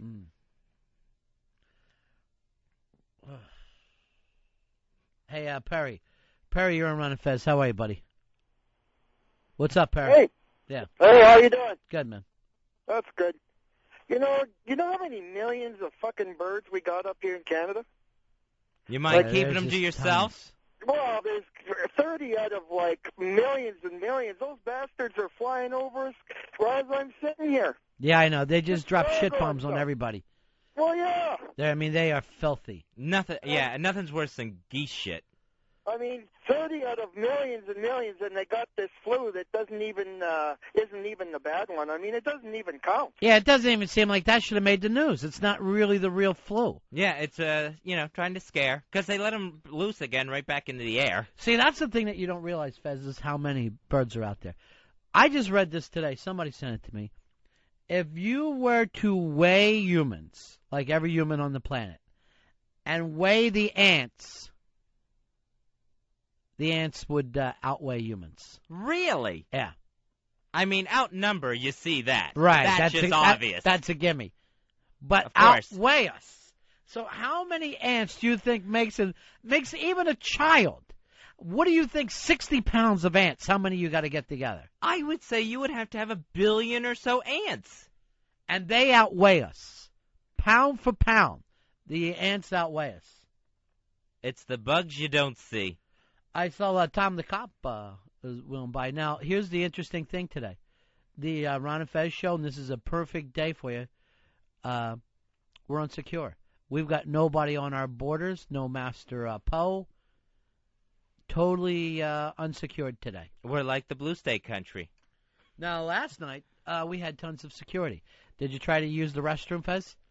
I tried to use it once. Security followed you. Yeah. To make sure you were safe. Right. Yeah.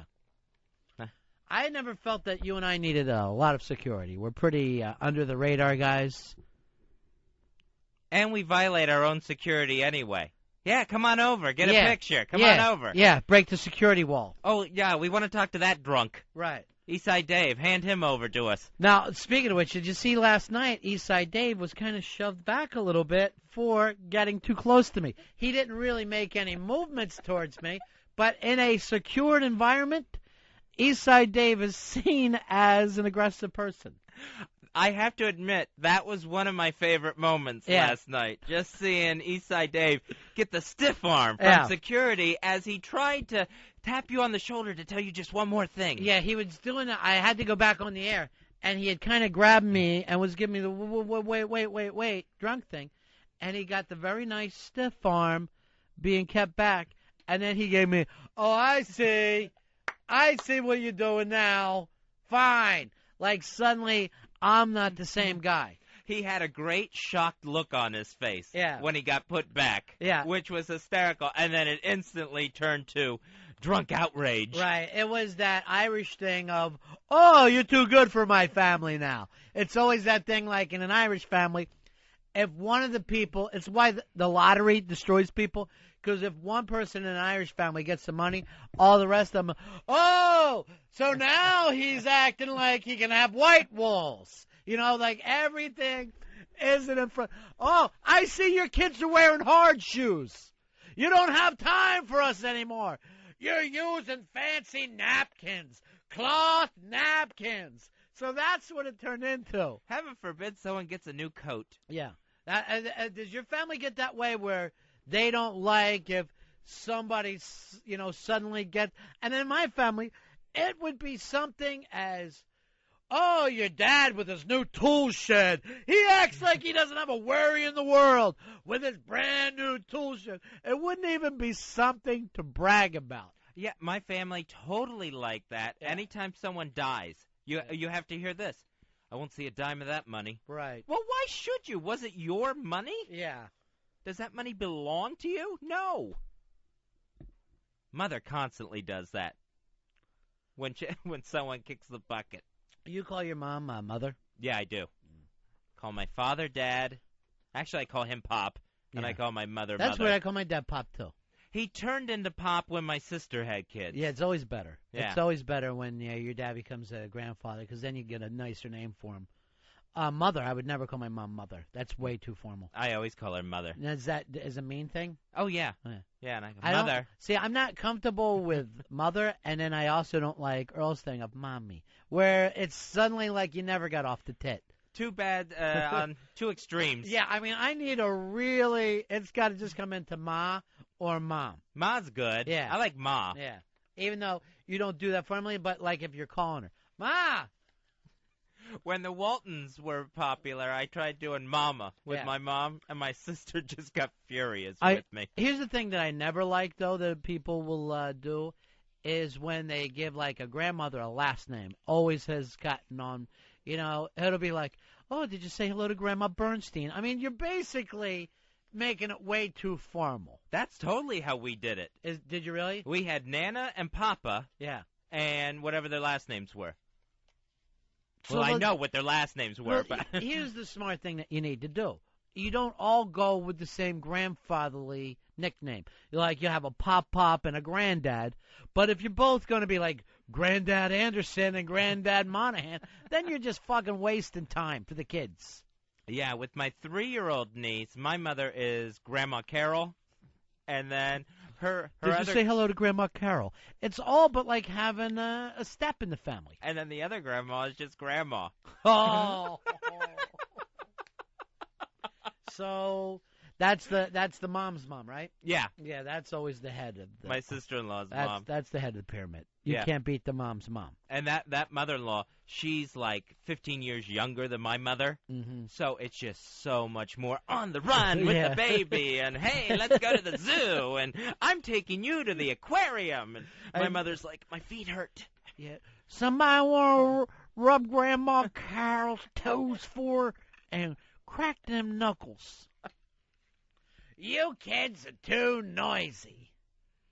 I think the last time I was on, the conversation came up, the baby asked my mother, where's your mom? And so we had to go into the big, she's with the angels. Right. She lives with the angels speech. I would always tell the kids to make them feel comfortable is, Grandma's under the ground now. She's in dirt. If you want to go to a cemetery, I'll show you where she's in dirt. I'm going to teach you about death. Here's a film called Rambo. And this is what happens with death. You know, people get so uncomfortable around little kids around death.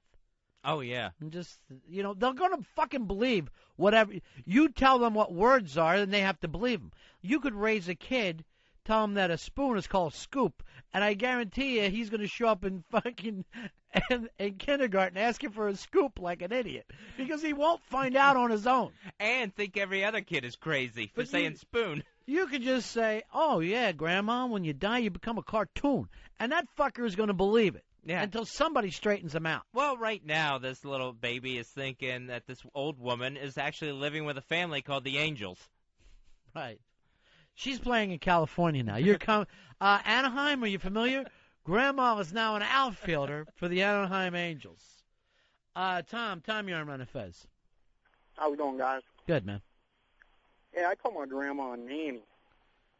A nanny? I don't know where I got it. Yeah, I don't know where I got it from or who gave it to her, but I call her nanny. Huh. It sounds formal and yet babyish at the same time.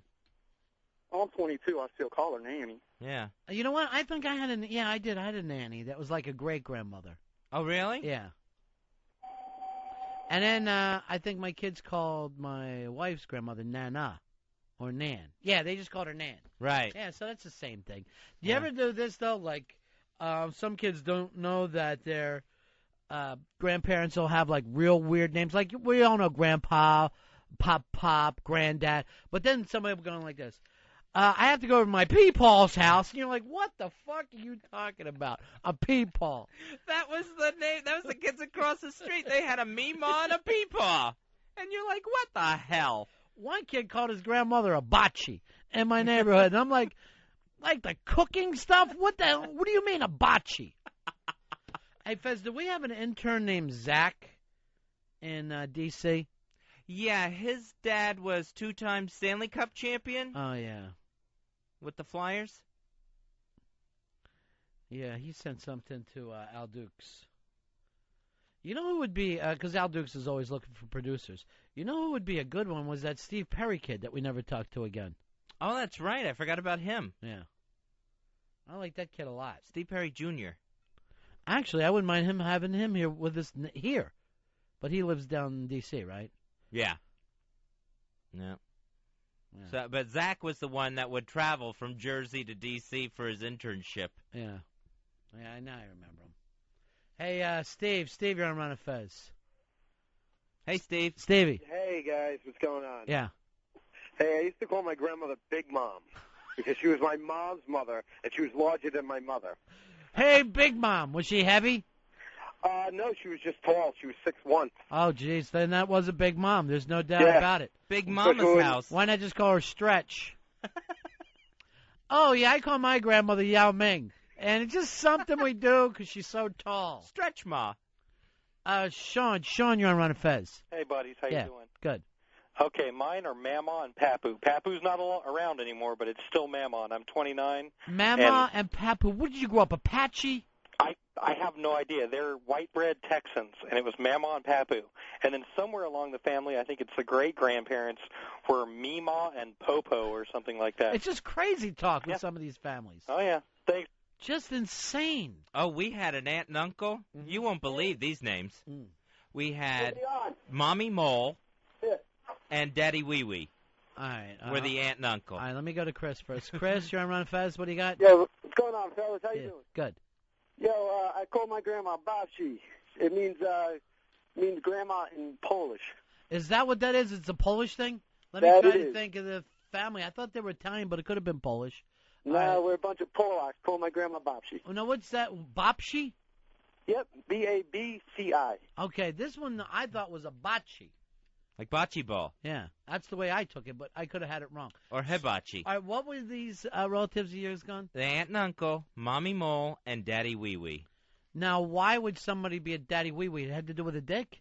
No, it was actually his name was Wynn. Yeah. His first name was Wynn, W-Y-N-N. Yeah. And like one of the kids couldn't say Wynn and came out Wee Wee. You know what? And it stuck. Same with Mole because her name was Margaret.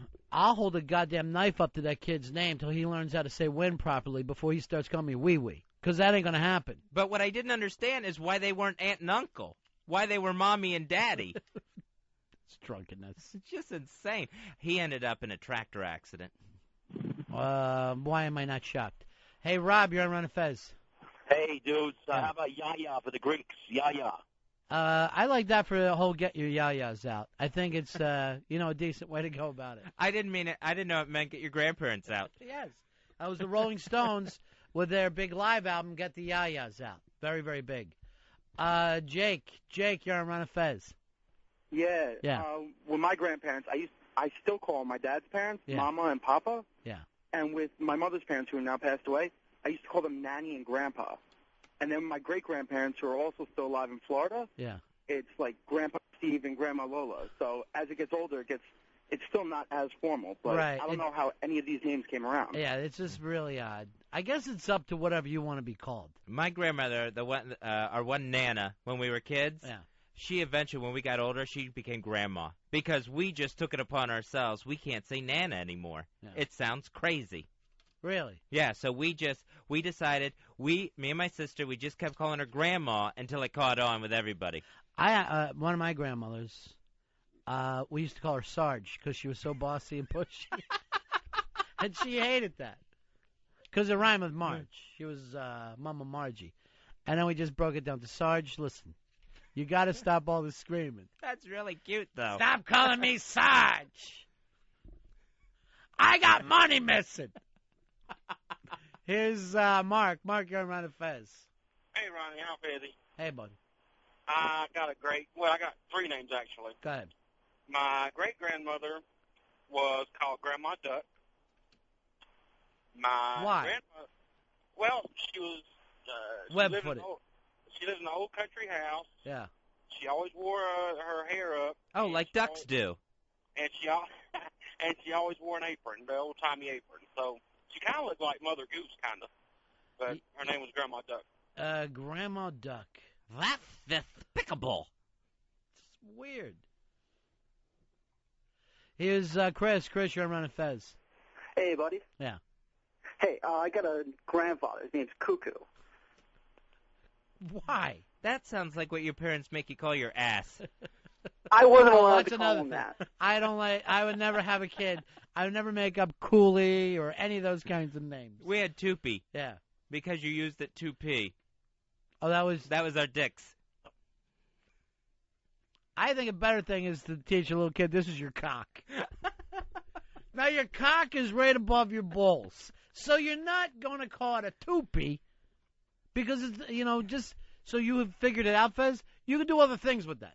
Yeah. Just so you know now. Also, no one else in at school or anything ever knew that word. Yeah.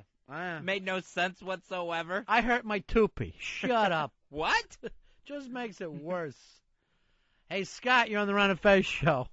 Hey, what's up, guys? Hey, buddy. Hey, I don't know where it started. I think I just came home one day and started calling my dad Skillet, just saying, hey, what's up, Skillet? But it stuck, and he is Skillet, and now I have a son, and he is Skillet. My son calls him Skillet, too, so it's Skillet and Mimi.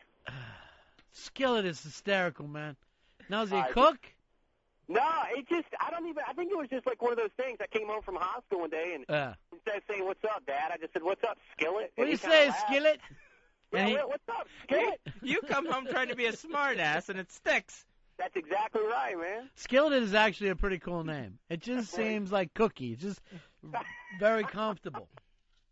Well, that's old Skillet. Don't mind him. That's just old Skillet. He's in the back. What's for breakfast, Skillet? Oh, damn, them kids always want breakfast. They always come in here, Skillet. Skillet's doing nothing but cooking breakfast for everybody. Now, I know a man named Skillet. He made the best omelets. Barney, you're on Ron and Fez. Buddies. Hey, buddy. My friend has a couple of kids, and his wife's family's from Switzerland, and they call their grandparents Grossmama and Grosspapa. Yeah, they are fucking gross over there. Well, They'll try to teabag the children if you're not aware, so they are gross grandparents. It's always Hansel and Gretel. Thank you.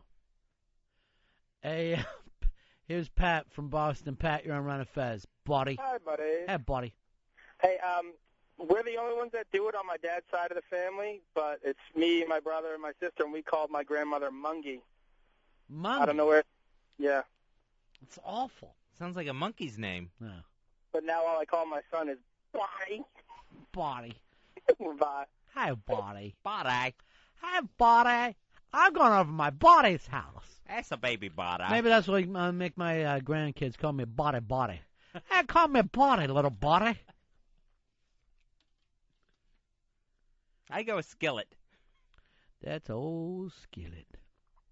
Well, it seemed that after the winter was over and the spring started, Skillet found himself a big old pole, and he was going to go after that catfish.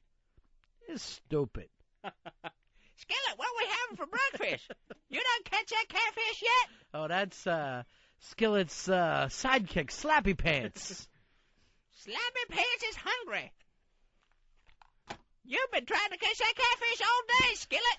We're never going to eat. It sounds like some stupid sidekick of John Wayne's. Remember, they would always, John Wayne would always have the least hip friend that he could ever find. Mr. Haney was always someone's sidekick at one of those old cowboys. Yeah, well, like that. Yeah, there was another guy that looked like Mr. Haney who was Slim Pickens, who was a big fat guy, looked just like Mr. Haney, but it wasn't him. And he was always like, I'm trying to rustle something up. It was always an emergency for right. those guys. And they always worried about the food and coffee and whatever shit that didn't matter. I got to find the sheriff. And not one of them used a pistol. Every one of them had a shotgun. Like, well, you'll be able to knock something down with this. Bill, you're on the Ron and Fez show. Hello? Billy. Yeah. My grandmother from Germany and went to Wellesley, and she always wanted to be called Grandma Jane so she wouldn't be confused with my maternal grandmother, who was part Polish. Grandma Jane from Germany? Yeah. This is my grandmother, Himmler. My grandfather, the Desert Fox, is coming over this year. Grandmama Brom. I used to have friends that used to go back to, like, Germany to see their people. Like, they would go there for, like, a month or so. Like, you ever had to go stay any time with your grandparents? Oh, yeah. Well, this guy would, and remember how weird that was. Just awful. Yeah. And this guy would go back to Germany. And that had to be extra weird. But I remember when I stayed with my grandparents, it just felt like everything was wrong. And I couldn't imagine my parents living with them as little kids. My grandparents slept in separate rooms. So if we... Separate bedroom, separate boss. Separate bedroom, separate boss. So if we had to stay the night over there, we would all get put in Grandma's bed, and she went and slept in the garage. Yeah. Heaven forbid she climbed in with Grandpa. Ugh. Disgusting. And he wasn't giving up his bed. She'd be too close to his toupee. Toopy. I can't believe I'm saying that on the air. Look, fatty pneumonia, there's nothing that's left that you can feel embarrassed about. My toopy hurts. It just sounds weird to hear it out loud. Fez, your grandfather is on the phone right now and wants to talk to you. Hi, you're on Ron and Fez. Hey, what's up, guys? Hey, how are you? This is your friend Superstar. Oh, Superstar. Hi, Superstar. How you doing, buddy? What have you been up to, Superstar? People busy and Yeah. stuff. Going, hanging out with people. What kind of people you hanging out with? Any girls? Oh, different girls, yes. Yeah? Yeah. You doing well? Yes. Uh-huh. Doing great. All right. The girls love Superstar. They do. Because he's nice. Yes, I am. He's good. Yes, I am. And bad kids? No good. No good. No good. Yeah. Skinny kids, good. Good. Babies, good. Good. Feeding babies, no good. No good. No That's good. true. That's no good. Yep. Putting dogs and walking dogs, good. Good. Yeah, Good. walking dogs is good. Putting dogs in the kettle, no good. No good. Not in a kettle, Fezzy. No. Kettle? Good. Yeah. Yeah. But you don't want to make dog tea. No. No. No good. No good. Yep. No good. Good. Yep. No Yeah. good. No good at all. Yeah. Kicking a football. Good. Kicking a baby. No good. Why? Because you can't kick a baby. Sure you can, right in the soft part. No, you can't. Why? Because then the baby cries. Oh, yeah, that Oh. is true. They will start crying. Yes, they will. Taking a baby to the park. Good. Taking a baby to the park and forgetting her there and leaving her out in the cold all night. No good. Why is that? She can get cold and then get pneumonia. That's true. And fatty pneumonia junior. I should know that better than anyone. Yes, you should, Fez. Eating a big bowl of spaghetti. Good. Eating a big bowl of baby parts. No good. Why? Because you can't have baby parts to eat. Oh, yeah. I didn't think of that. Giving a baby a balloon. Good. Popping that balloon right next to the baby's eardrum so it shatters. No good. That's no good? No good? Oh, No, because the baby can go deaf. oh that's right. The baby will go deaf. I was so confused. They both involved a balloon. I assume both good. No, don't No. assume. What happens when you assume, Fez? Things happen bad sometimes. Things happen bad sometimes when you assume. That's Yes. true. That's the old saying. Yeah. Yep. So- everything good over there, boys? Yeah, did you have a nice Halloween? Yes, I did. Any kids come to the house? Yeah, I gave 25 cents out. Really? Yep. But what if that baby eats that quarter? No, that baby ain't gonna eat the corner. That's no good. No good. No good. Yep. Yeah. Yep. Did you dress up as anything for Halloween? No, I did not. No. Because you guys ain't. I only do that when good people are here. Oh, that's true. Yes? We got to get together with the Superstar Fest. Yes. Yeah. How was your Halloween party? It was okay. It was a nice time. Did they miss? When they yelling my name? Everybody was shouting, "Superstar, where's Superstar?" They're like, when's Superstar getting here? Yeah. Next time. Yeah, next Halloween, we'll definitely do something, buddy. That's what we told them next time. Yeah. Yep. And then you know what they said? What? Good. That's good too. Having Superstar, good. Yeah. Having no Superstar, No good. no good. No good. Oh, good. No good. All right, buddy. We'll talk to you soon. Okay. All right. Bye. All right. Bye-bye. Bye, Superstar. Bye, Ron and Fez. All right. See you later. See you later. That's our good buddy, Fezzy. That's him. You know what? I mean, like, you know, friends come and go. That Superstar stays with us. Oh, yeah. We'll have him the rest of our lives. Yeah, I know. That's the problem. Rest of our lives, we got to worry about him. And then I don't know what's going to happen when we die. No good. I don't know what they're going to do with him. Ooh. I wouldn't even mind. Scary. Scary to think about. Put him down and he goes with us. I know it seems bad to say, but putting him down might be the best thing you could do. Well, if you asked him. Good. Good. Sure. Eternity with Ron and Fez? Good. Good. Yeah. And the chicks. He's doing good. He loves the ladies. He loves the ladies. They're shooting something outside today, Fezzy, and I don't even know what it is. Did you see the other thing that they're shooting outside, like some kind of musical about the, I guess it's down in the East Village, about the Beatles? No, I didn't see any of that. Yeah, they've taken apart of the East Village, and they're trying to make it all hippie-ish, so it looks like the 60s. And now the people who live there go, you know what, we ought to leave it like this and make it like a little tourist attraction, just like 60s town. I'm in for that. Like an Austin Powers set or something. By the way, did you see how many people still dressing like Austin Powers after all this time? Yeah, I noticed that last night. Yeah. I think it's invested in the costume. Going to get every year out of it I can. I'm not thrilled with it anymore. Yeah. Especially when they go, hello, baby. I'm like, no, it's too old. The Jesus guy last night would not drop the Jesus act. Constantly blessing you? Yeah, said to me, I'm so glad I didn't take you on October 23rd. Yeah, I got it. Yeah, good one. You're not really Jesus. No. You're just a guy with a fake beard and fake hair. That's all it is.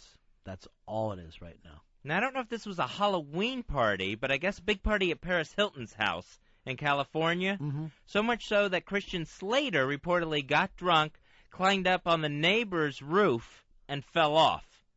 Now, conflicting reports on why he fell off the roof. Mm-hmm. One report that he was drunk and fell off. The other report was that the police came. The neighbors called the police because he's on their roof, and he got tasered and fell off the roof after getting shocked.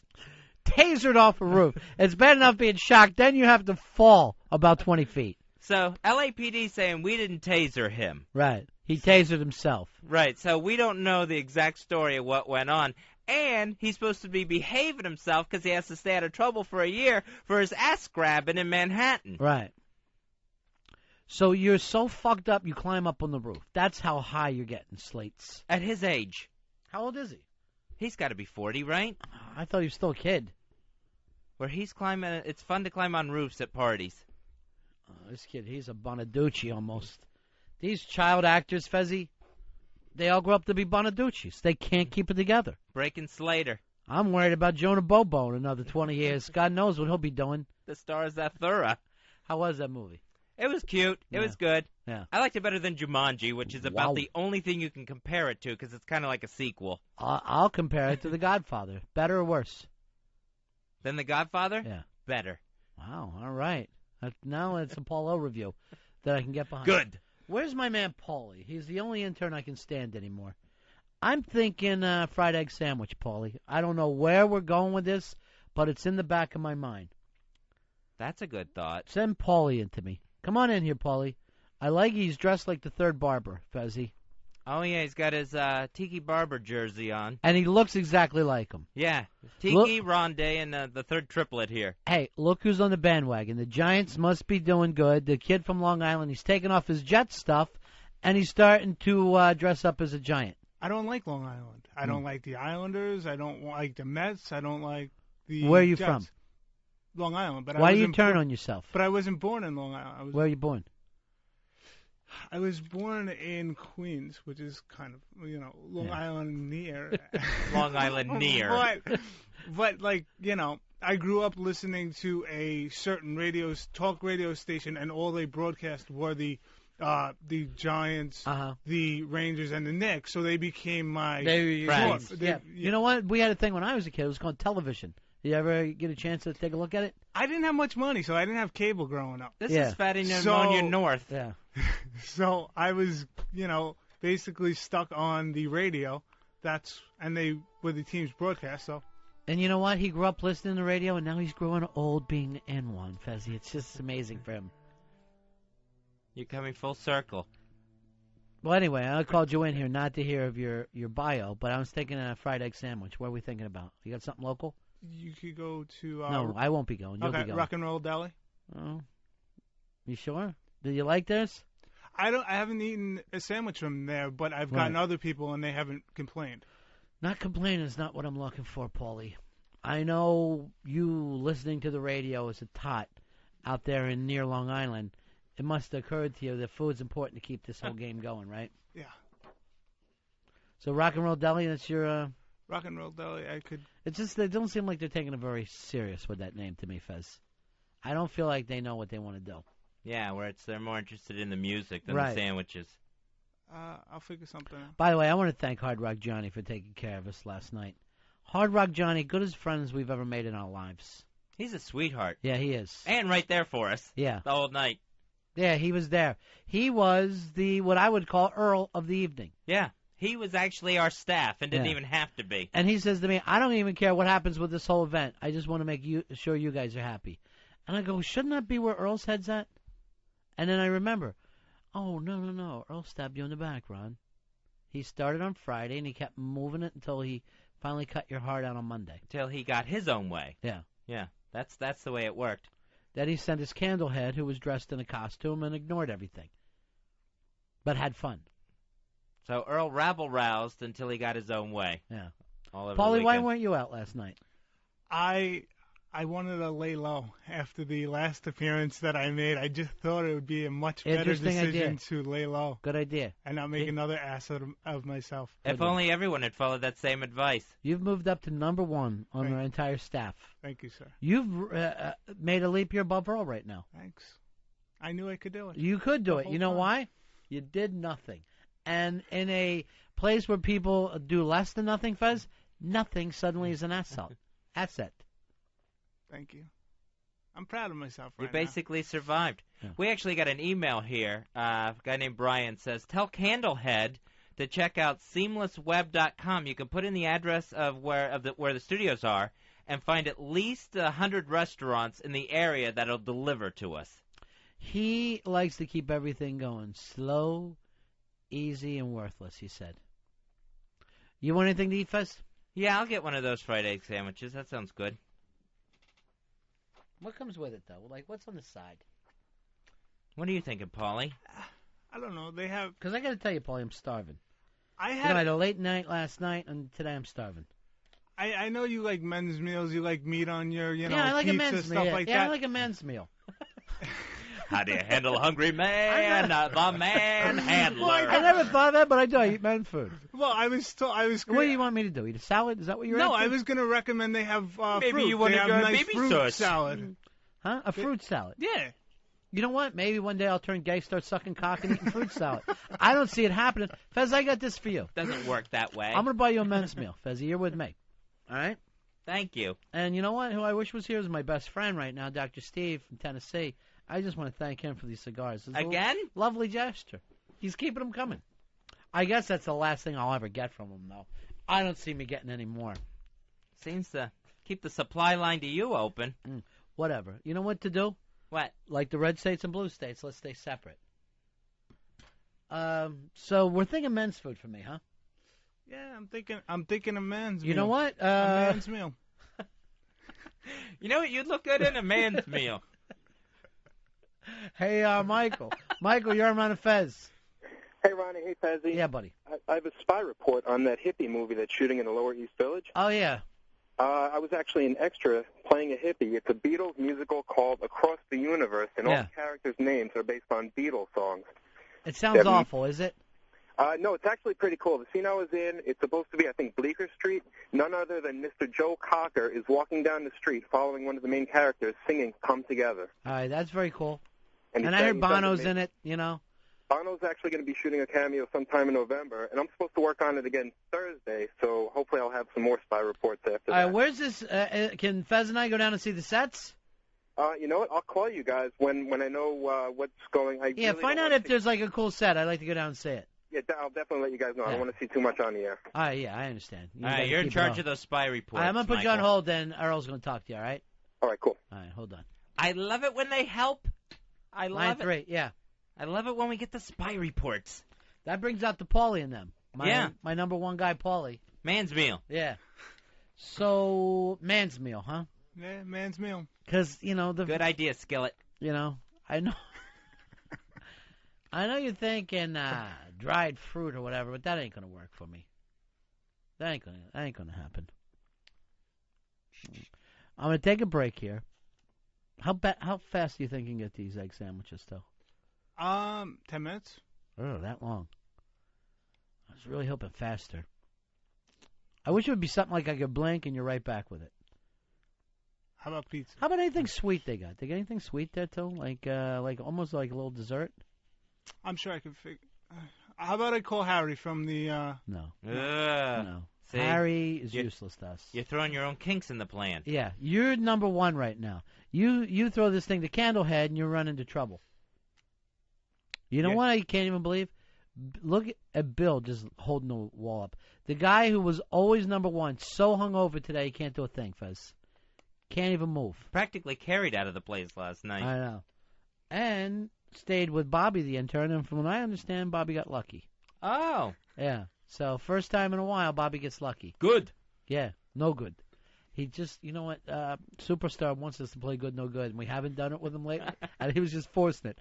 Kicking a baby, no good. Yeah, all right, Superstar, easy. He's trying to play the home version there, where he's just playing all the parts in it himself. Yeah, we're gonna have to write up some good no-goods for him because he just loves it so. All right, Skillet, here's the thing. You're going to get us a couple fried egg sandwiches. Okay. Would you like that on bread or a roll? You know what I like? I like it on toasted rye bread today. Okay. Fez, what about you? Toasted white bread. Okay. That could be your nickname, toasted white bread. What do you want to drink, Fezzy? Any sort Jaeger? of... Ooh, no. Keep it going with some Jaeger? Any sort of black cherry soda dealio going on, like a Dr. Brown's or something. They got Dr. Brown's there? I'll try. I don't know. I'll look. I'm saying yes from, yeah. So I'm going to go in that direction, too. Okay. And you know what, for me? Throw in a bag of regular chips. Okay. Double that down. All right. But, Fez, when I say I'm buying, I didn't think I was buying 4 courses. I don't know what's wrong with that water. You can't drink water? Not with chips and egg sandwiches, no. That's gross. Just ask him if it costs anything extra to toast it, and if it does, just throw him regular white bread. And I'll hit it with a lighter over here. I'll run a lighter under the bottom of it. It turns the bread too black. Would you like ketchup or anything on it? Or No, that's like extra. What I don't want, Fezzy, is you to be running up this tab acting like there's no worries. You're living right now like you're at one of the Rockefellers. It's basically my wish list. You know what? I'm not even all that hungry. Whatever I don't eat, you just eat some of mine. So just give him one thing of bread, and I'm going to give him most of my runoff, my egg runoff. That's just the egg parts that fall off and hit the paper. That's fucking plenty good. It's protein, what you need. When you bite into the sandwich. You wouldn't even have thought of eating unless I brought it up. You're fine with this. All right, and you know what? I'm gonna. Doesn't sound like I'm getting much of a man's meal. You got 2 starving men here today. All right. I haven't eaten in like 2.5 hours. Men raised by men. Yeah. Ooh. Well, Fez was raised 6 inches by a man. My feet are kicking. He claims more, but I don't think so. All right, you ready, big dog? I'm ready. All right. You got to run like one of the Barber twins. All right? All right. You're the Barber triplet right now. All right. Run like Tiki. Although Rondé does all right. Don't kid yourself. Rondé does okay. You got a ring. True. Ring to it. Sean Thornton. Let's take a break, and when you come back, you might be able to hear us eating fried egg sandwich. It's the Ron and Fez Show. We now rejoin Ron and Fez's 1,000 Reasons to Hate Portland.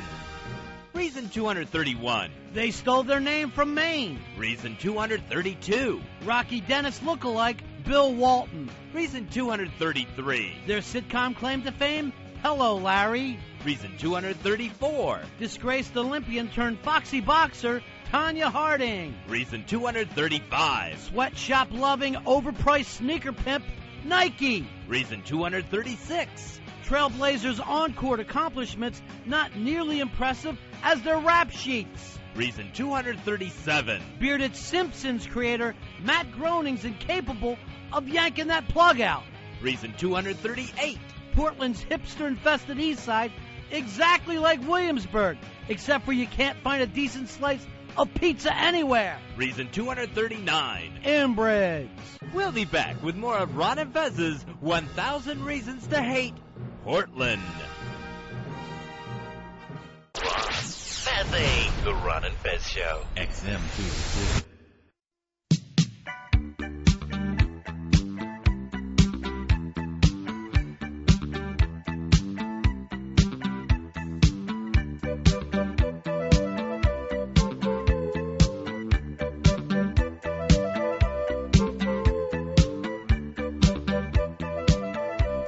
It's the Ron and Fez Show. We forgot to mention, Fezzy, that last 1,000 Things to Hate was written by Ken from Portland. So, of course, he wanted to include Portland, make sure they're recognized as a place worth hating. And you know what? With his, I don't even think we had to punch it up, did we? No, that ran straight. No punching. All right, it's the Ron and Fez Show. If you ever want to get your towns on the 1,000 Things to Hate, write to us at ronandfez@AOL.com, ronandfez@AOL.com. Or you can even put up some of these on ronfez.net. Ronfez.net. Even though that they dropped their title belt to Whackbag, I believe, during the Earth 2 stuff, they came screaming back on the Fatty Pneumonias. Yeah, jumped all over that. And, of course, TalkRadioFans.com, they came in second in the Battle of the Earth 2s. Yeah. Battle of the Planets. I don't believe they've written up any Fatty Pneumonias, though, so that's where... you got to keep up all the time. Well, it's always a work in progress. Yes, it is. It never stops. The beast just keeps eating. The beast never stops eating. All right, it is the Ron and Fez Show, 866-RON-0-FEZ, 866-RON-0-FEZ. It's a quiet day around here. It's a hungover day. It's an odd day. Everyone moving kind of slow at the junction here. And for the first time since we've been at XM, we're without security. If you've ever wanted to kill Ron and Fez, today would be the day. Apparently, Master Poe partied last night, overslept, and today he's left us vulnerable, where we're on the air, and we could be killed at any moment. Not only that, Fezzy, but the door's wide open. Yeah. And so's the bathroom door. So that's just weird. Yeah, because not only don't we have Master Poe, everything's propped open. Yeah, and you know what? I feel just as safe as I've ever have. Yeah. Yeah, the odd thing is we haven't been ambushed yet. So we'll just make it through. We're protecting ourselves today, I guess. Holding the line. Is this a new one, the retards? If retards ruled the world? Okay, so why plug? Retards, see if you read this. It looks like retards 5, number 4, to run next. So I thought that maybe it was something to plug. We didn't get the thing to plug the Ken from Portland. We get it to run to plug a bit that's already run before. Yeah, then it's overkill. If the house is burned down, it's nothing but cinders and ashes. And wait a minute, woo, woo, woo! Here comes the Keystone Fire Department to put out the flames. Well, Fezzy, we still have Paulie. He did a great job by staying home last night. I see Than here. Come on in, Than. I wanted to also play something for you because Than never heard the judge's call, or also look for that. Than, you're coming in here and you're looking a little rough today. How you feeling? Horrendous. Yeah. You run up the tab pretty good last night? Yeah. The VIP tab got run up pretty nice? People at the Hard Rock. Fez is trying to get a good look at me. Than, you left your eyes at home. Yeah. They're not even part of your face anymore. They look like piss holes in the snow. They're just real deep and yellow. Oh. That was a fun time, though, wasn't it? Yeah, it was. It was insane. Yeah. Absolutely insane. All the way around. Oh.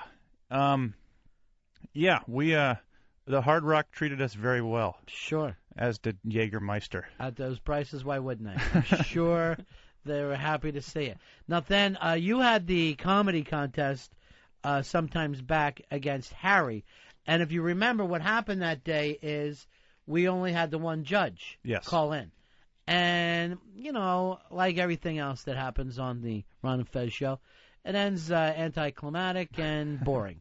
You know what I mean? It just kind of peters out rather than end. Yeah, we're supposed to have 3 judges, so the only fair way to decide it was... tallest. we had to go with the judges that had voted during that show. Yeah. So Harry had till the end of the show to get those other 2 judges on. Didn't happen. Now, the other judges called back. Do we have them, Earl? Or okay. And I know you haven't had the opportunity to hear this to see whether you won legitimately or not that night, but let's take a listen. Earl, Brian Kennedy over at Caroline's. Dude, I'm so sorry. I suck for not getting back to you earlier. It's just been a crazy, crazy week. So I don't know if you guys are still even talking about it, but between the 2 guys... first of all, I think they both did a great job, both very funny. If I had to choose one, I'd go with Nathaniel Bryan. And also, the guy who was looking, the other co-host of the show, Victor Hawks, told me he wasn't able to call either. We both were just crazy that day with meetings and stuff. He said he would have went with Nathaniel, too. So if that, helps you at all. But, so that, we like both of them as well. So, Than, it was a clean sweep. Yeah. A romp for you. You're the White Sox of comedy. Now my reign has legitimacy. Yeah, it does, exactly, because it did seem like, well, you won on a technicality there for a while, which kind of made me just as happy as anything. You've earned comedy capital, and you intend on spending it. But did you think that you had swept? Did you think it went that large? Yeah, especially once I heard the Carolines guy. If you're listening for originality. Right. I'm not going to pick bones with Harry right now because I have no energy. But Harry blows. But no, Yeah, just the originality thing I thought was working in my favor. So if that was the grounds, then I thought I'd keep winning over Harry. Judge after judge. Yeah, just it was relentless and a real embarrassment for the Ron and Fez show. Now, I don't know which one it was, but I met one of the judges last night at the O&A party. Yeah. Really? Came up and introduced himself to me. Yeah. And he apologized for saying, I don't know if it was the one on the phone or the other one who didn't call, but he apologized for not calling in and said, hey, I'm sorry that had to happen to Harry, but it was definitive that it was Than. Wow. Yeah, so even putting it nicer in that phone call. Right. Yeah, I saw actually the one that called in as well, and he had lots of nice things to say as well. They were just loading up. He had no choice. Yeah. It's nice that big. That was the phrase. We had no choice but to Yeah. go with Nathaniel. Wow.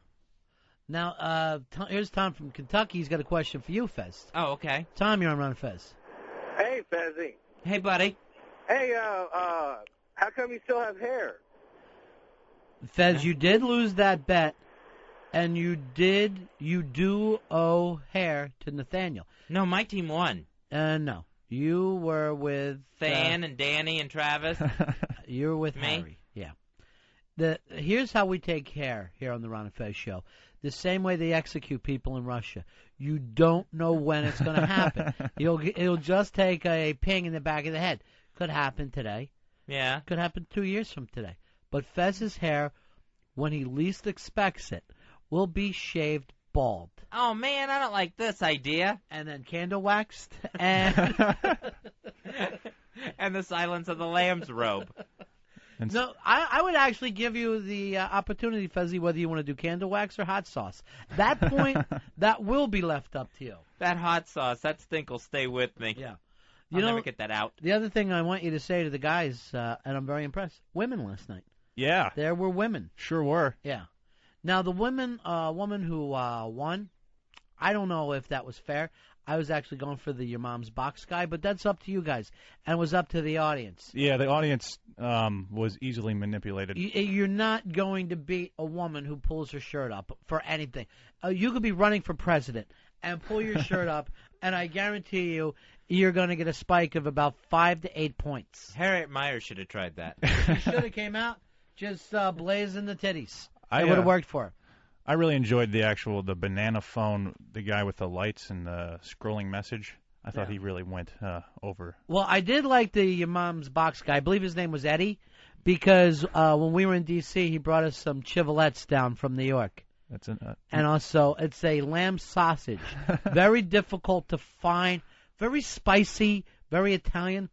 Just hit the grill with it, throw it on some rolls, and it's out of this world. Well, that sounds like another form of manipulation, It works for me, though. Yeah. I believe me right now, if somebody could get my vote with a lamb sausage at any time. Fez, did you ever grow up with any kind of weird foods that you wouldn't try now? Like, I'm a chicken livers guy. I'll eat the hell out of chicken livers. And I know that freaks a lot of people out. Yeah. Oh, my dad was a huge chicken livers. It's delicious. Person. I couldn't even go close to him. You got any kind of weird foods that you eat like that? Another thing for me growing up, scrapple. My family would eat scrapple. It's considered the other gray meat. It's looked down upon. I find it to be just delicious.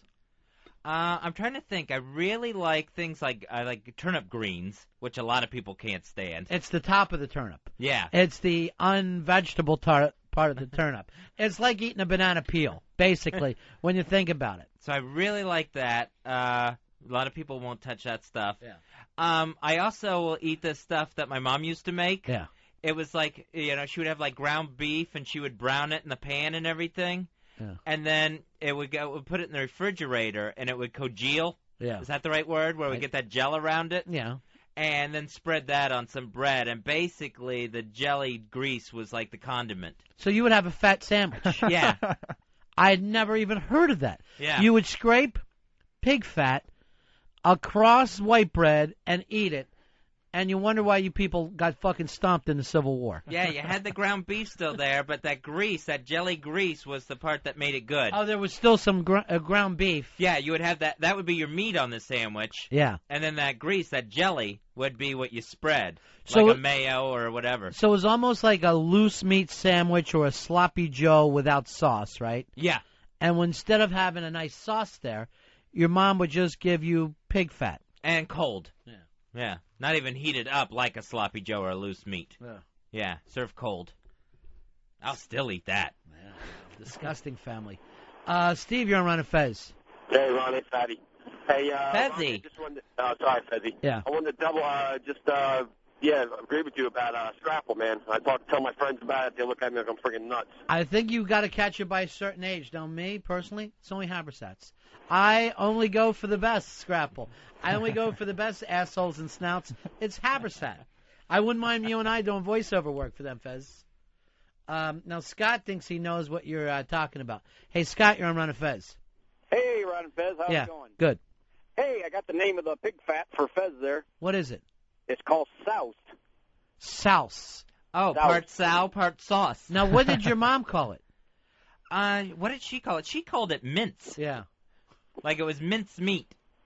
Yeah, because I used to be in sales, and this old lady took me in one time. And I bet she did. Is this the start of his old salesman joke? Yeah. Hey, you guys rock. Yeah, we do. I was telling Tham that during the last commercial. I go, there's something about us. We're just clicking. It's just absolutely clicking. And I nodded. Yeah, I know. Thanks for doing that. Yeah. Because it's really awkward when someone doesn't agree and you tell them how well you're doing. Oh, yeah, you say that, and they don't acknowledge that you do indeed rock? Yeah. That's bad. I noticed Don Wiki Wicklund didn't bring that up to us last night. No, you're right. You're absolutely right. Yeah. I gave him a, hey, way to put this whole thing together. You did a hell of a job, and he just gave me a little nod of the head, and I was like, now would be your chance to throw me a bone. Yeah. So something. The door's been open. Yeah. Walk on through. Yeah. Compliment door is there. Right. It's like the end of a date, I had a really good time. Right. Just later. Or like a steady chick when you figure out that you want like a back scratch, you start to scratch her back.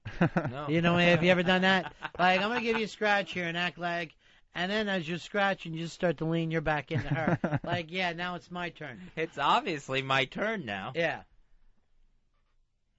Here's Lucky. Lucky, you're on Ron and Fez. How are you?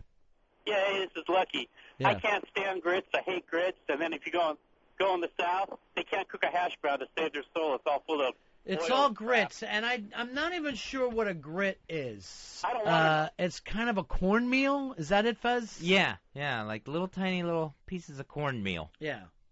It doesn't taste like it's good for you. They soak it in some butter and salt it down to give it some kind of a taste. Because it has no taste on its own. Yeah, You also add cheese to it. What's that? You can also add cheese to it. That's good for your heart, isn't it, Earl? Of course not. It'll kill you. I like mine all dressed up with the cheese and the bacon. Pat of butter. Oh, do you? Yeah. I got to have them dressed up. I can't just have, like, grits and salt on them. Yeah, what do you put? Yeah, I got to have the whole 9 yards. The cheese, everything. Whole stick of butter. Cheese, everything. Yep. Yeah. A few slices of bacon. I don't think, I think it's with cheese. Like, that's more of a new thing. I think that's something that the Yankees brought down to kind of give it taste. I don't think the South has never been big on cheese. Yeah, it gives it a taste and a whole different texture. Yeah. Where it's not as weird and gritty in your mouth.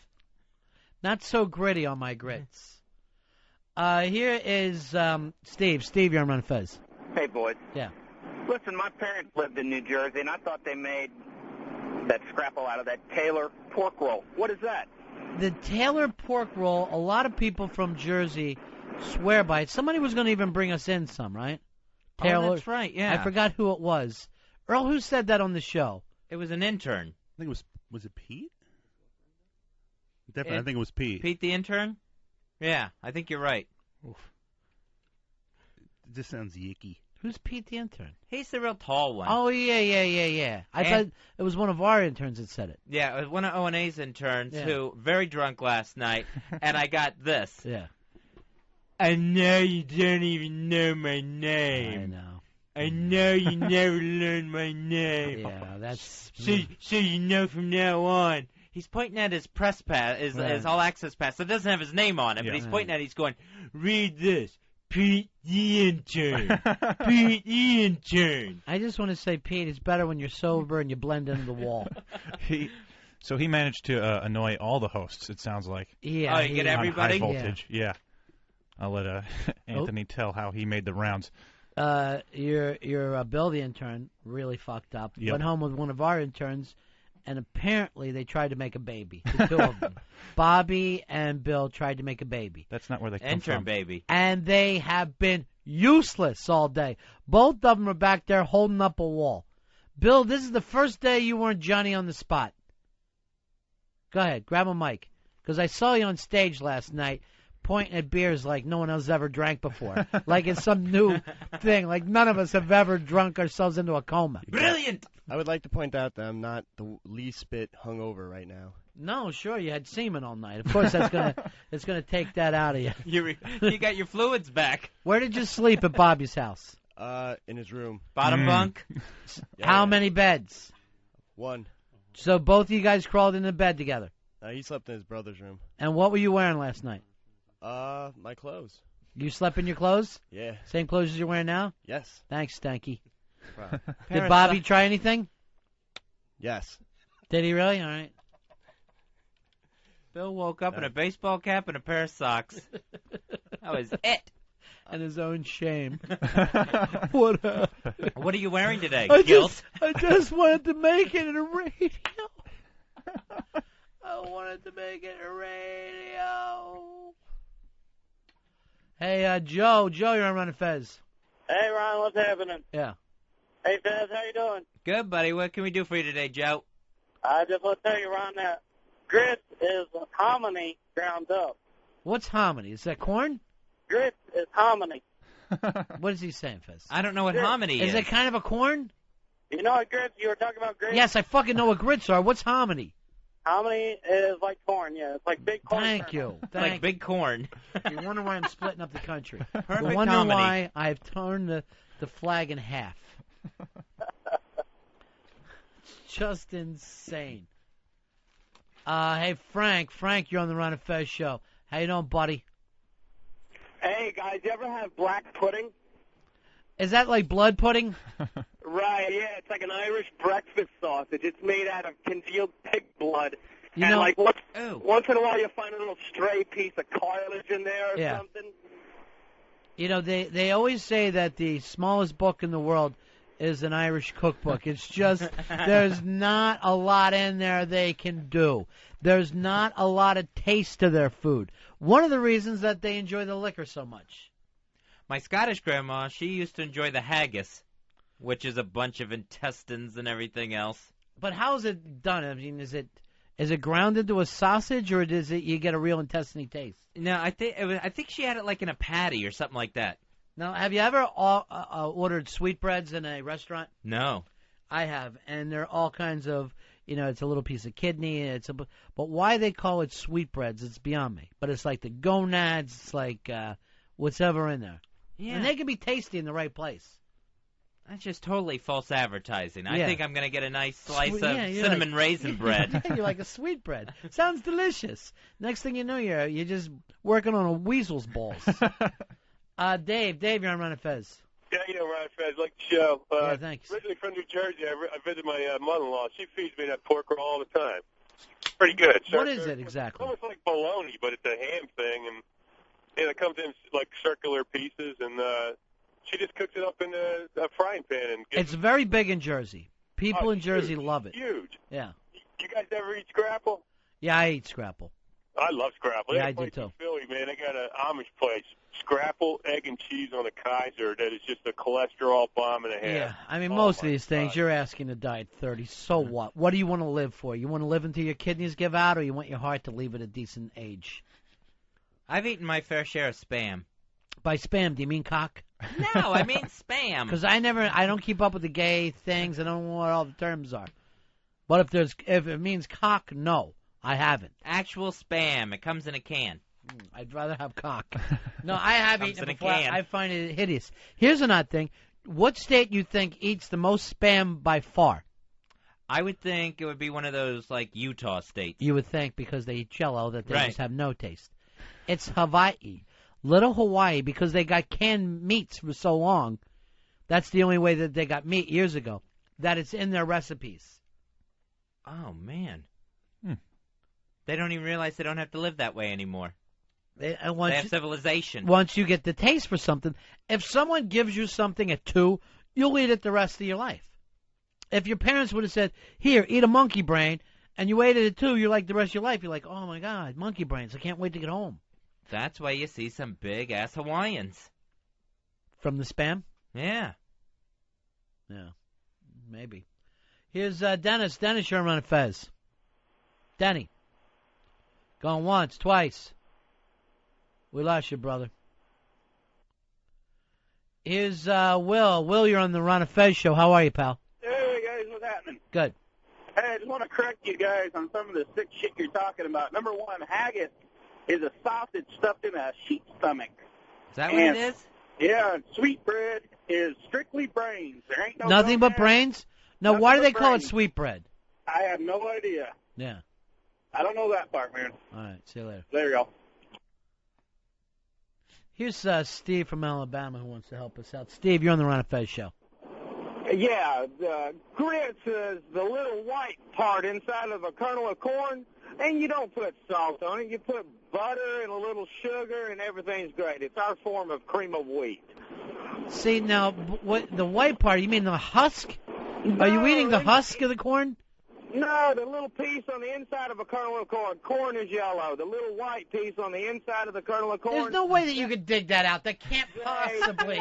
The corn guts. And what do they do with the yellow part? They give it to the cows. You're as drunk as hell, my friend. Who sits there and squeezes all those little corn kernels to get the grit out? I'm not even believing the story even slightly. It seems insane to me. We would know then, because they would say, ear of corn, kernel of corn, grit of corn.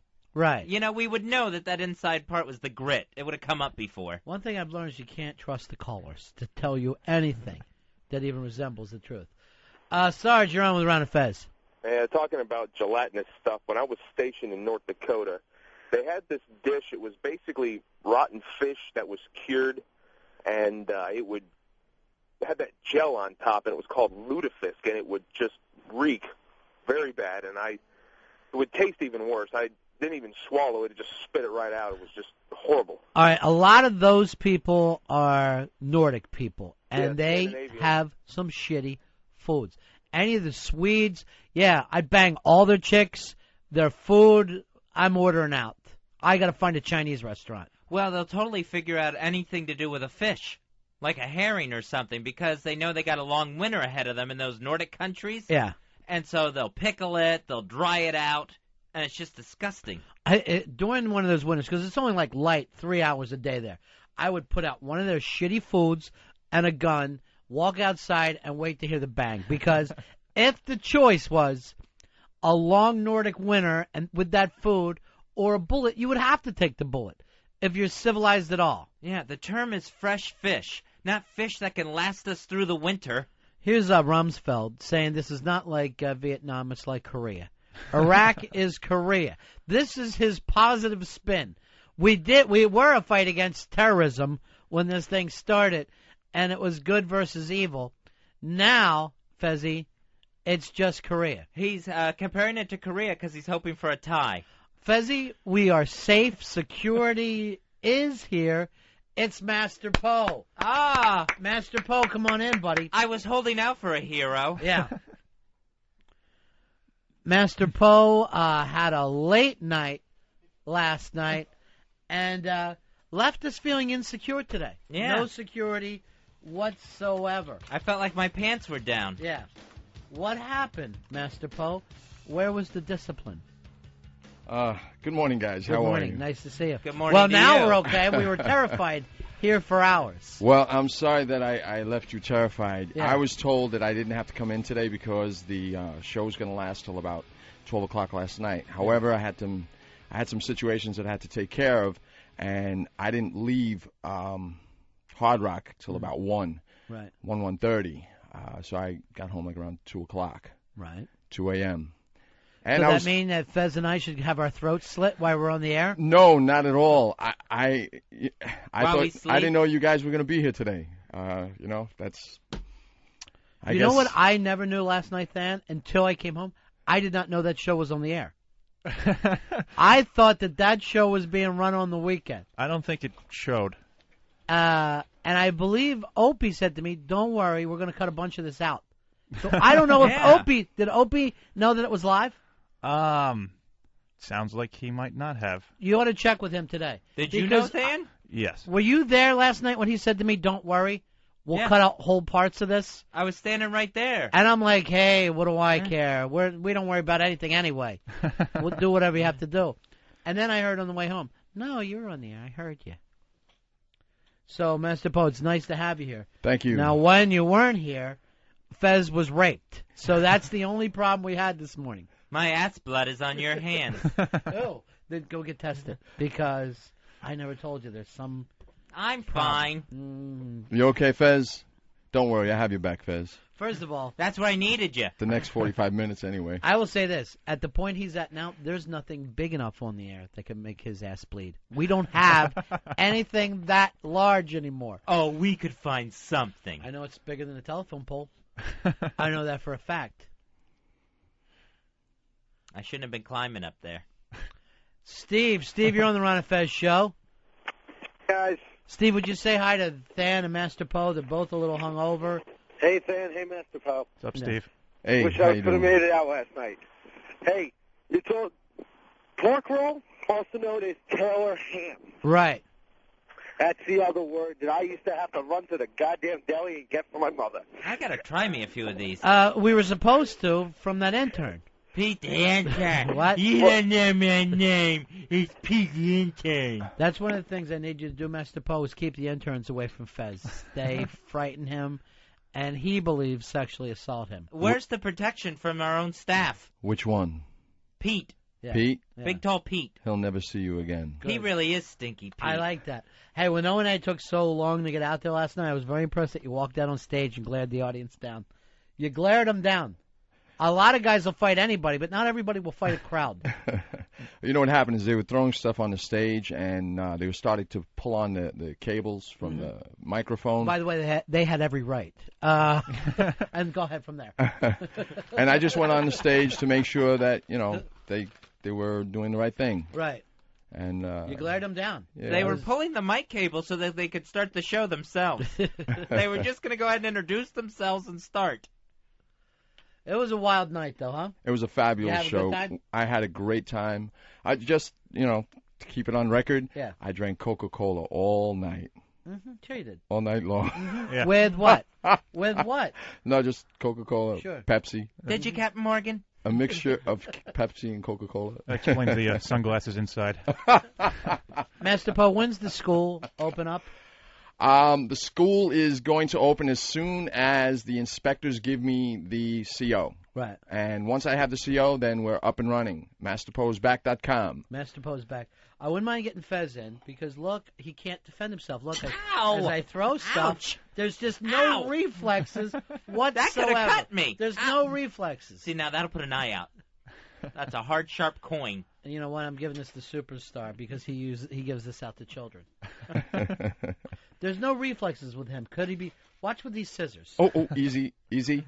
No, not in the eye. No, don't Careful. throw the scissors. Can you defend yourself, Fez? Yes, I can defend myself. All right, I'm throwing these scissors. Don't throw them. You never know what could go wrong. Could you get Fez? Could you make Fez into a lean, mean fighting machine? Yes. How quick would it take? Lean, mean fighting machine. In 3 months, he'll see a difference. In 6 months, he'll see a major difference. In a year's time, you won't recognize him. Will he be able? Is that good? Will he be able to defend himself from, say, Pete the intern? Absolutely. All right. Fez, you've only been in one fight in your life, right? Yeah, that was a loss. Yeah, it was 2 against 1. It was the Kang Pole gang. Why? What happened? Tell Master Poe. When I was a much younger Fez, Yeah. I had ventured. We're going back 60, 70 years. I had ventured out of my house to go get an icy. At the what do you mean by icy? It was like the forerunner to the Slurpee. Had a polar bear on the side of the cup. Yeah. And I rode my bike up to the store on the corner and bought the icy and was heading back. I was walking my bike because I couldn't hold the icy and ride at the same time. What boy walks a bike? So, these mean boys, these shirtless mean boys, came out of the woods right there by where the convenience store was. Were they what your family would call white trash? Oh, yeah, totally. Yeah, right out of a trailer. They fell out. So they're walking up to me, and they got their long cane poles. I guess they had been fishing out in the woods. We had a couple of little creeks out there and stuff. And they came walking up to me from behind. They started yelling at me, and I look back, and I see them, no shirts, cane poles, and cut-off dungarees. And they're just coming at me, and they're yelling at me, saying, give me that bike. And now, why would they want a girl's bike?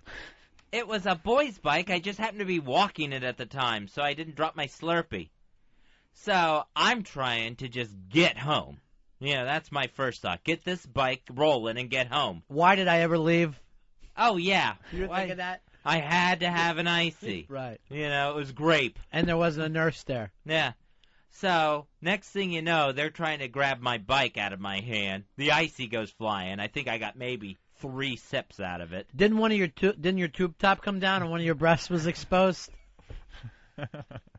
A man teat did not fly out. So they start trying to steal your bike. So they're trying to steal my bike, and they're pulling it from me and everything. And I go to pull it back, and one of them hit me in the back of the ear. Like I was, they were behind me, and they just clocked me and caught me in the ear on the side of the head. Same way you kill a cow. Yeah, and I was just dizzy. I was just spinning. So I just, did the smart thing. Dropped the bike, dropped the icy. The icy's already down. Shit yourself. And then what? And then started heading home. With the shit coming down your There was leg? no shit. That was icy. That was grape icy. And then I got in the last word because I screamed back at them. Didn't hurt. Good one. Yeah. Good one. And then I had to go back later and get my bike, which was still in that ditch. They had thrown it in a ditch that was right there. After pissing on it. Now, you're saying they were far away from you, so they were coming towards you. They came up behind me. They came up from behind. Yeah. Then we were in the confrontation. They were miles behind, but he was going so slow with that ICM bike. So there's no way that you could have seen him ahead of time. Well, they were shouting at me, so I knew they were coming up behind me. Like, hey, fatty, where you going with that girl's bike? And why didn't you get on your bike and go? I was trying. There was no way. I was trying. He would have had to drop the icy. I couldn't have done it with the icy. And they were on that back wheel so fast. I'm just pulling the bike back. Why is this bothering you still? Yes, After all these years? it's such a flashback. Other people have Vietnam. I have the icy. Yeah. You couldn't throw the icy in the face?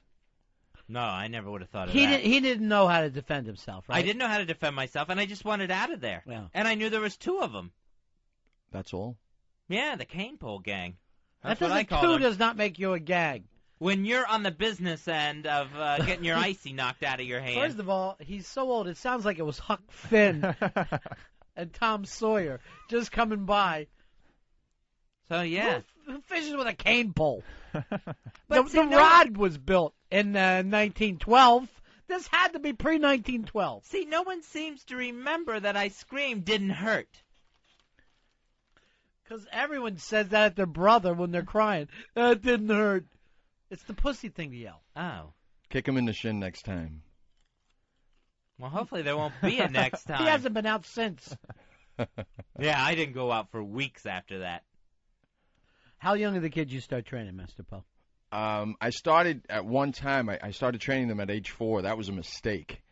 Younger? Well, yeah. Get them younger? Age 4, age 3. They weren't diaper trained, and we had a little trouble. You should teach a fetus how to defend himself. Against an abortion doctor. But age 5 is a perfect age. Yeah? Yeah. For age weapons 5. training? No. Empty hand.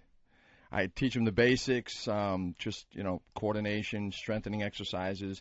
They don't learn how to punch or kick until much later. No. I wouldn't teach a 5-year-old how to poke someone in the eye. I have been training kids, but it's only how to steal. How to pick pockets. Fagin. And whistle when the cops are coming. We have all kinds of gang signals. I always give them the standard, don't hand the money to me. Give it to the kid. Give it to the kid. Try to fucking prove them a deal in court. Yeah, I see a kid handing out bags and another kid collecting money. What's this got to do with me? Public property, you're right there.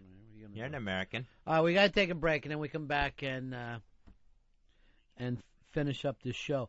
It's good to see you guys. I'm glad to see both of you made it in today. Thank you, guys. Yeah. I had a wonderful time. We had a good time last night, too. Yes. We'll be right back. Ron and Fez. In the year 2025, due to a massive climate change and constant encouragement from special educators, special needs citizens of every continent were able to take over the planet. If retards ruled the world. We, the Mentally Challenged, have taken over. Now we get to pick the TV shows to watch, and no one can be mean to us ever again. We're on a planet run by retards. When will this nightmare end? It's only getting worse. I just got put in charge of making sure all their zippers are up. Ugh, and half of them forget to wear their underwear. And new rule. You have to take us to the zoo anytime we want. I like the monkeys. They're funny.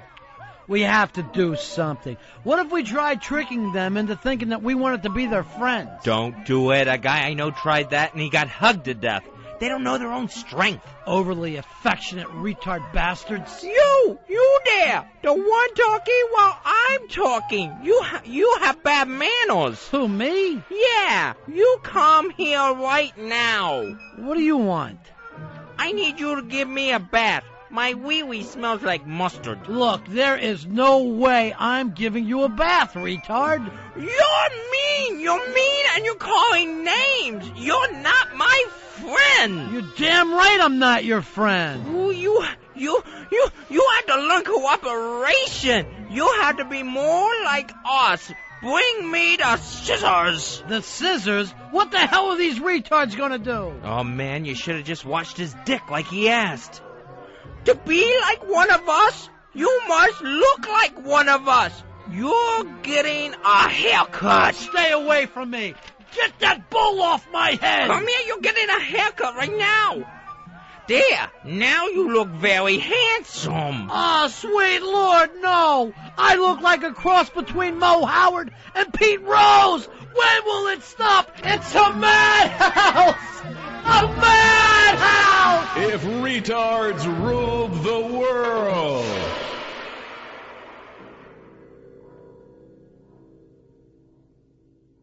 Ron Bennington, Fez Watley, The Ron and Fez Show. XM 202.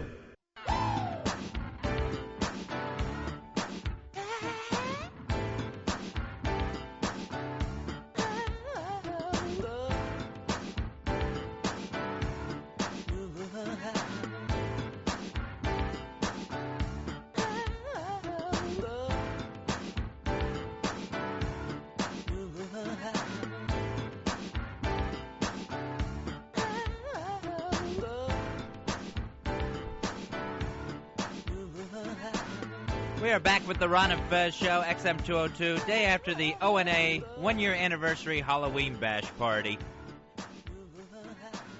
Everybody just moving a little slower today, Fezzy. Master Poe just got here. And I had no idea what he was talking about. His excuses made no sense. No, I didn't understand. All I understood was masterpoeisback.com. That was the only recognizable thing I had. You hear the Woody Allen stuff? Now, I guess he's talking. This is out of a Vanity Fair interview? Yeah, and it's in the paper today. He's such a ball buster. He likes to annoy people. He said that sleeping with his stepdaughter is the best thing he's ever done. They still have a great relationship, although it's turned kind of more paternal for him. Oh, you think? It's paternal because you're her adopted father, Woody. Yeah, it's not like it's taken a weird turn. Yeah. That's how it started, the relationship. That's what it's based on. So apparently he's never seen his other kids with her. Oh, I didn't know that. He's got his own kids, not just the adopted kids. He went and had kids with her, remember? Oh, yeah, he's got 2 kids with Sun Yi. Well, he sees them as much as you do. Oh. No, okay. not with Sun Yi, with the mother, Sun Yi's mother. Oh, with Mia Farrow? Yeah. Oh, okay. So those kids he doesn't get to see. Satchmo or whatever he named that kid. That's right. And I guess it was a situation where Mia Farrow found the nude pictures he had taken of Sun Yi in a dresser drawer. Right. So he's like, that actually cut me a break. That was a lucky thing to have happen because it just got everything out in the open. got a dialogue started. Why would he take the pictures? He acted like they were for movies, but he doesn't have a lot of naked people in his movies. I don't know if I've ever seen a naked woman in one of his movies. He was thinking of adding nude scenes, finally. And the funny thing is, you ever see her in his movies now? No. No, not whatsoever. She's just there pushing a baby stroller. He's got a new movie coming out that looks weird because it's British. He did it in London with all British people, I think. Oh, okay. I didn't know that he actually would leave Manhattan. He never does. But, this is what he's got to do now to make a movie. He's in Manhattan and Albert Brooks in fucking Pakistan because for some reason we don't like really funny people in this country. When he's with Sun Yi, she looks like she's basically the nanny. She kind of she doesn't look exactly at the camera and stuff. She kind of keeps a subservient look to herself when they're in public. Well, you would be surprised. Did you ever see Wild Man Blues, which is like his concert tour? No. She's anything but subservient. She's constantly telling him what to do. And he's right. It's like the way, when you get to a certain age and your dad's older and you start telling your dad to put a jacket on. That's how she is with him. That's a bad stage. I don't know. I think it'd be nice. Just return to childhood. People giving you pudding. My dad wouldn't put the jacket on. All I would have to do is suggest it. And then all of a sudden that would be a bad idea. Same thing as with kids. The same exact thing. You think they want to put the jacket on? No. Nothing ever goes smooth for you in this world of yours. All right, so while we were talking about this, Paulie, who's the number one, not only intern, but producer right now, he brought in top 10 movie cradle robbers.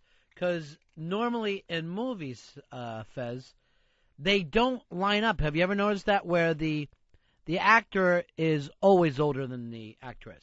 Oh, okay. I guess that kind of maybe gives him a look of distinguishedness or something. I don't know. That plays in the movies. We just feel like we need it. Like Jack Nicholson, when he did Good as It Gets, everybody loved that film. It won, I believe, both of them Academy Awards. Yeah. He was 26 years older than her. So there they were. They were partnerships. They were dating, 26 years older. Here's Richard Gere. He did that movie Autumn in New York with Winona Ryder, 22 years older than her. Did Pretty Woman with Julia Roberts. He's 18 years older than her. I had no idea he was that much older than Julia Roberts. Yeah. Because she's not even 40 yet. I don't know how old she is. Yeah. Michael Douglas dated Gwyneth Paltrow, 28 years older than him in the film. They were married in the film. The weird thing I remember hearing that is he knew her when she was a baby. Her dad was a director and producer. So, she was like a little toddler running around. And then years later, those two are, acting like they're man and wife. Some of these, it seems like it works much better than others. The Richard Gere, Winona Ryder one, that movie, Autumn in New York, that looked way too far off. Well, the movie was just bad. So if the movie doesn't work for you, you're going to find problems with everything. Al Pacino, with Any Given Sunday, he was with Elizabeth Berkley. Remember, she was in that. 32 years older. Michelle Pfeiffer, he was in with Scarface. She was only 18 years younger than him. So he'll go out of his way. Here's Steve Martin with Heather Graham and Bowfinger, 25 years older than her. Claire Danes, 34 years older. Yeah, he does like to do that. Yeah. Well, it's a weird thing where the kind of audience accepts it, where they don't seem to want to see people with somebody their own age. There was one, I think, last year, the year before, that had Anthony Hopkins and Nicole Kidman. Yeah. And that looked really, really odd in the commercials, where it's like they're lying in bed together. And it just looked like creepy old guy climbed in. Here's Woody Allen. He in one of his films, he was with Juliette Lewis, 38 years older than her. 38 years. That's a stretch. And I bet to Woody, it just says, I'm playing the male lead. Right. And you're the female lead. And it's just as simple as that to Woody. I probably doesn't even realize. All right, in this scene, I fuck you. So let's get it going. We've been sleeping together for years. Yeah. Oh, that would make me 12. Now, Meryl Streep, she doesn't get to really be in a lot of movies now because when you put a Jack Nicholson or an Al Pacino in a film, as they're romantically, you put somebody younger in. You know what I mean? A lot younger. And they're about the same age, but that I guess people don't want to see it, or Hollywood doesn't want to see it. She would have to do a film with Kirk Douglas. Well, oddly enough, she did a film with Clint Eastwood. He's 19 years older than her.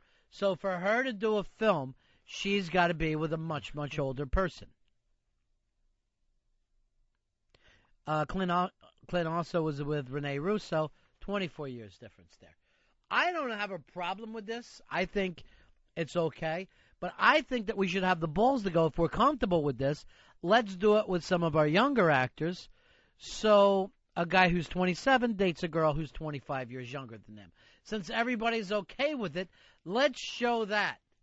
So you have like a Ashton Kutcher, Dakota Fanning deal. Even a little younger than Dakota Fanning because she's potty trained, and that to me, it takes away some of the romance and hijinks. But I think if we're okay with it, let's go all the way and just show somebody who's like a young actor on the move. Who's somebody right now that's in the, let's say, Topher Grace, Fezzi. Okay, good. And we have him date a toddler.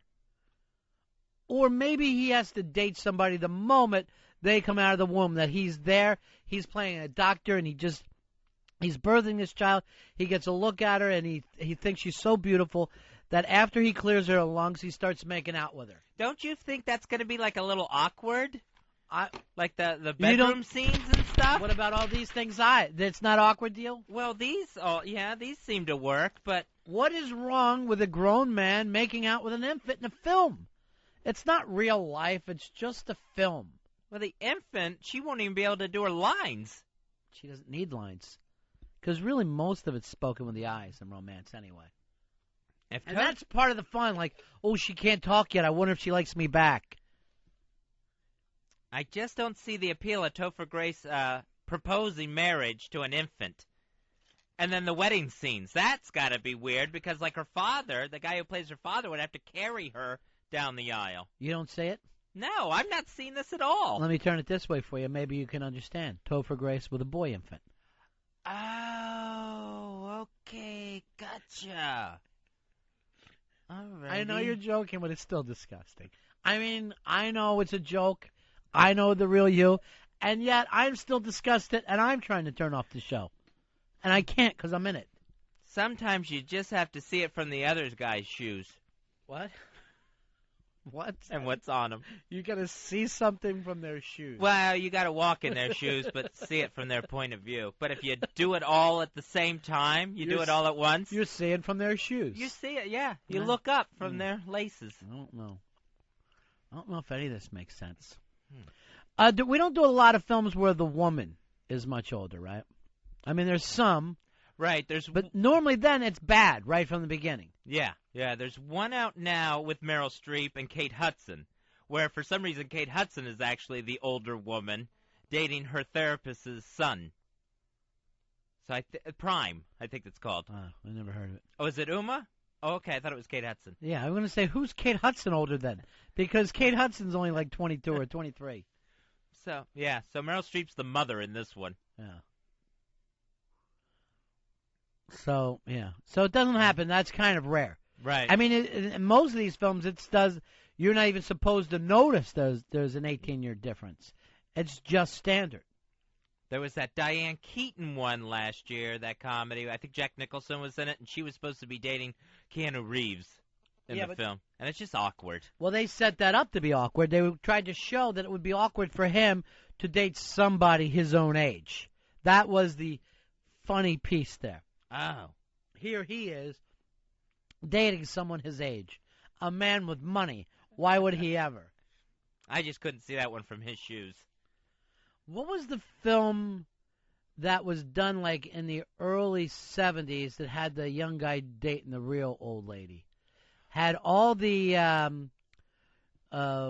like Cat Stevens songs in it. Was that the one with John Travolta? No. And Lily Tomlin? No, that was really awkward. It's Harold and Maude. Harold and Maude, yeah, that's a classic. The guy was like 20, and the girl was 70. All right, Earl is leading 1-0 over you, Fez, and question answering. Because when you said that and Fez didn't get it, I saw him do a, just like he was just disgusted. Why didn't I think of that? You're oddly competitive. Like in Jeopardy. Yeah, you're oddly competitive. I'll ring in first, but I just won't have the correct answer. Yeah, just be the first ringer. No matter what happens, I will always be the first to answer. John, you're on Ron and Fez. Hey, what's up, guys? Hey, buddy. How about Friends when Courtney Cox was dating her childhood dentist, Tom Selleck? Yeah, they kind of did send that up, but remember, that was really... a lot of people wanted her to choose Tom Selleck. Well, didn't they hook up while she was like in a dentist chair at one point? And you know what? Even when she didn't pick him, she picked the gay guy over him, right? Yeah, she picked Chandler. Right. And there was thoughts of she would go back to Tom Selleck. Why wouldn't she? And that Tom Selleck had homemade porn of her. Oh, did he really? I don't think so, but there was an episode like that where they thought they had tape. I never watched that Friends show, even now in reruns. And you know what's really stupid? I'll catch one Seinfeld a day at least. There's 3 of them that run from like 6 o'clock to 7:30. I normally catch one. Sometimes I'll catch 2. The Seinfelds, the Friends, and the Everybody Loves Raymonds are just in that dinner hour. Would you write to them and say there's one person who doesn't love Raymond, and that's me? I found him. I can't watch that show. I don't like the way his wife treats him. I don't get the whole premise of why anyone puts up with it. I don't get it at all. Brad Garrett, who played the brother on that show, he said, there's really no chance that I'm getting a spinoff now. They've waited too long. Oh. The writers that were supposed to do it have gone on to other projects, and he goes, this thing is dead. No, you think that's his way of trying to force it back in there, or? Yeah, I think so. Maybe that'll get some public demand going. Yeah. We want to see Brad Garrett, and everybody loves Brad Garrett. Well, you know, those first shows when they do a spinoff, it's always the same guy. Oh, he's now moved from Queens to Phoenix. You know what I mean? Like, it never works. Like, they have Joey living in an entirely un-Joey neighborhood. Yeah, and it's just, they completely forget everyone that they ever knew. Or it's just the opposite, like when Laverne and Shirley went west, and then everyone they know moves out there with them. Hey, it's the big ragu. Yeah, what are you doing here? I'm going to dance in pictures, motion pictures. Oh, look, my mom and dad moved here, whoever the hell those people were. We're opening a Western pizza bowl. It's just awful. And then, hello, they're ice cream men and agents. Just absolutely stupid. Those spin-off things never work. Yeah, I'm trying to think if there was a spin-off that was actually better than the original, if that's ever happened. My one pick would be Good Times spinning off from Maude. I can't tell one from the other. They both stink to me. Which, of course, they both spun off of All in the Family. Which they were both better than. And then there was Archie Bunker's Place and 704 Hauser Street. I don't even remember that one. That was when it was actually weird. It was the guy who played the dad on Good Times, I think, moved in, played a different character, and moved into Archie Bunker's old house. Apparently, Edith had died. Archie was gone. So they kept the old set? Yeah, and it looked like they bought it furnished, I think. What about Frasier? Frasier. You honestly would pick Frasier over Cheers? It's a toss-up. For me, anyway. I don't think it's close. You, Fuzz? No, I would take Cheers. I never think I'd ever laughed at Frasier. 2 gay brothers. Who wants to see a gay guy on the radio? Wait a minute. I enjoyed several episodes. Wait a minute. I'm stuck in a Frasier. Cheers, I noticed, though, doesn't hold up very well. I haven't watched Cheers in years. Anytime I've checked it out, like on Nick at Night or TV Land, something like that, just not remembering it more funny than it was. Cheers annoyed me because the people didn't speak like they were from Boston at all. That always bugged me. Yeah, Cliffy, and that was it. Yeah, and even then, that was just more of a made-up thing. Pepperidge Farms guy. Yeah, really. It was more of like a New Hampshire or something in Boston. It would drive me nuts when Cheers had to leave the bar every episode. as it got closer and closer to the end. Yeah, they're just looking for something. Now we're going to paint a house. Oh, we've decided to be the Three Stooges. Hey, Brian, you on the Ron and Fez show, buddy. Good afternoon, gentlemen. Hey, man. Hey, Simpsons from the Tracy Ullman show. That was a good spinoff. I actually like the Tracy Ullman show better than Simpsons. I miss Treehouse of Horror. Oh, no, that's this coming weekend. Yeah, of course. It's always after. I've never laughed at one Treehouse of Horror, by the way. I just feels like a wasted week every week. I never understood. Every year. I never understood why their season starts in November, and why the Treehouse of Horror is never on Halloween. They can't seem to pull it off. No, the last 5 years is because of the playoffs. Because the playoffs always end on Halloween. Yeah. There's a possibility that it could end on Halloween. So rather than tease an episode, then not have it air. How about running on a separate night? That makes sense, but when Make does a Fox big ever deal make out of it. sense? And then plug it while you're doing your World Series games. Plug the hell out of it. You know, that tomorrow's a travel day. Check out The Simpsons, Treehouse of Horror. Right. It's a half hour. They're not starting those games to 8:30 anyway. It'd be perfect for them. Sometimes people just don't think. Not like we do, buddy. Not like you and I do, the two men who divided up the United States in a way, and I haven't heard from this, but somebody told me that the White House is called, and they said it's not definite, but they're going to kick around some of the ideas that you and I have had today. All right, I'm willing to meet. I would like to have this as the Bennington-Watley plan, and for us to be remembered. I'll stick my hand across the table, try to get this together. I haven't even asked you yet. Where are we going to live? Are we going to live with the red states or the blue states? Because I've spent about half my life in both. I've pretty much split my life up between red states and blue states. I guess what we would have to do is live in the blue states country, and then I'll just have to visit my parents in the old world. The old country, the motherland. That's if you're even allowed to travel. I should be able to. They may stop you. I got my voter's registration card. Yeah. So I'm all set for November elections. I can vote in my precinct now. Oh, welcome to jury duty. So I got it, and it's like I changed my party affiliation. Oh, did you? But it says on there, it goes, your party switch will not take effect until after these elections. So I don't know if that's some way of getting me hogtied into something. So you went from Communist Party to Nazi Party. That is a crazy idea. That's a swing. Yeah. But I've just, learned some things along the way in the past couple of years. Some ideas. You can't throw them all out. That's true. Don't throw out the Nazi ideas with Hitler. All right, hold on. Rick says he has the definitive answer. Hey, Rick, you're on Ron and Fez.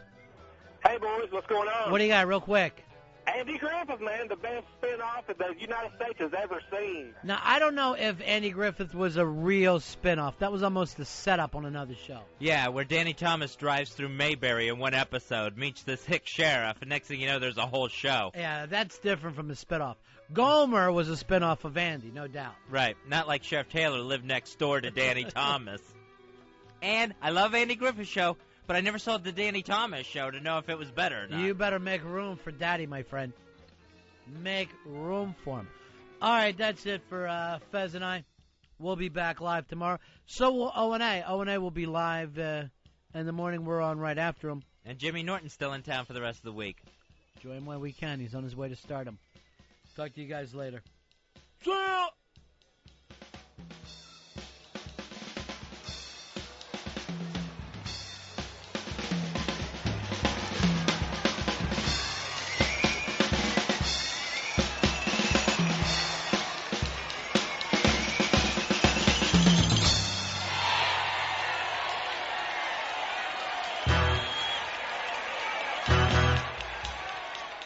The Ron and Fez Show. XM 202.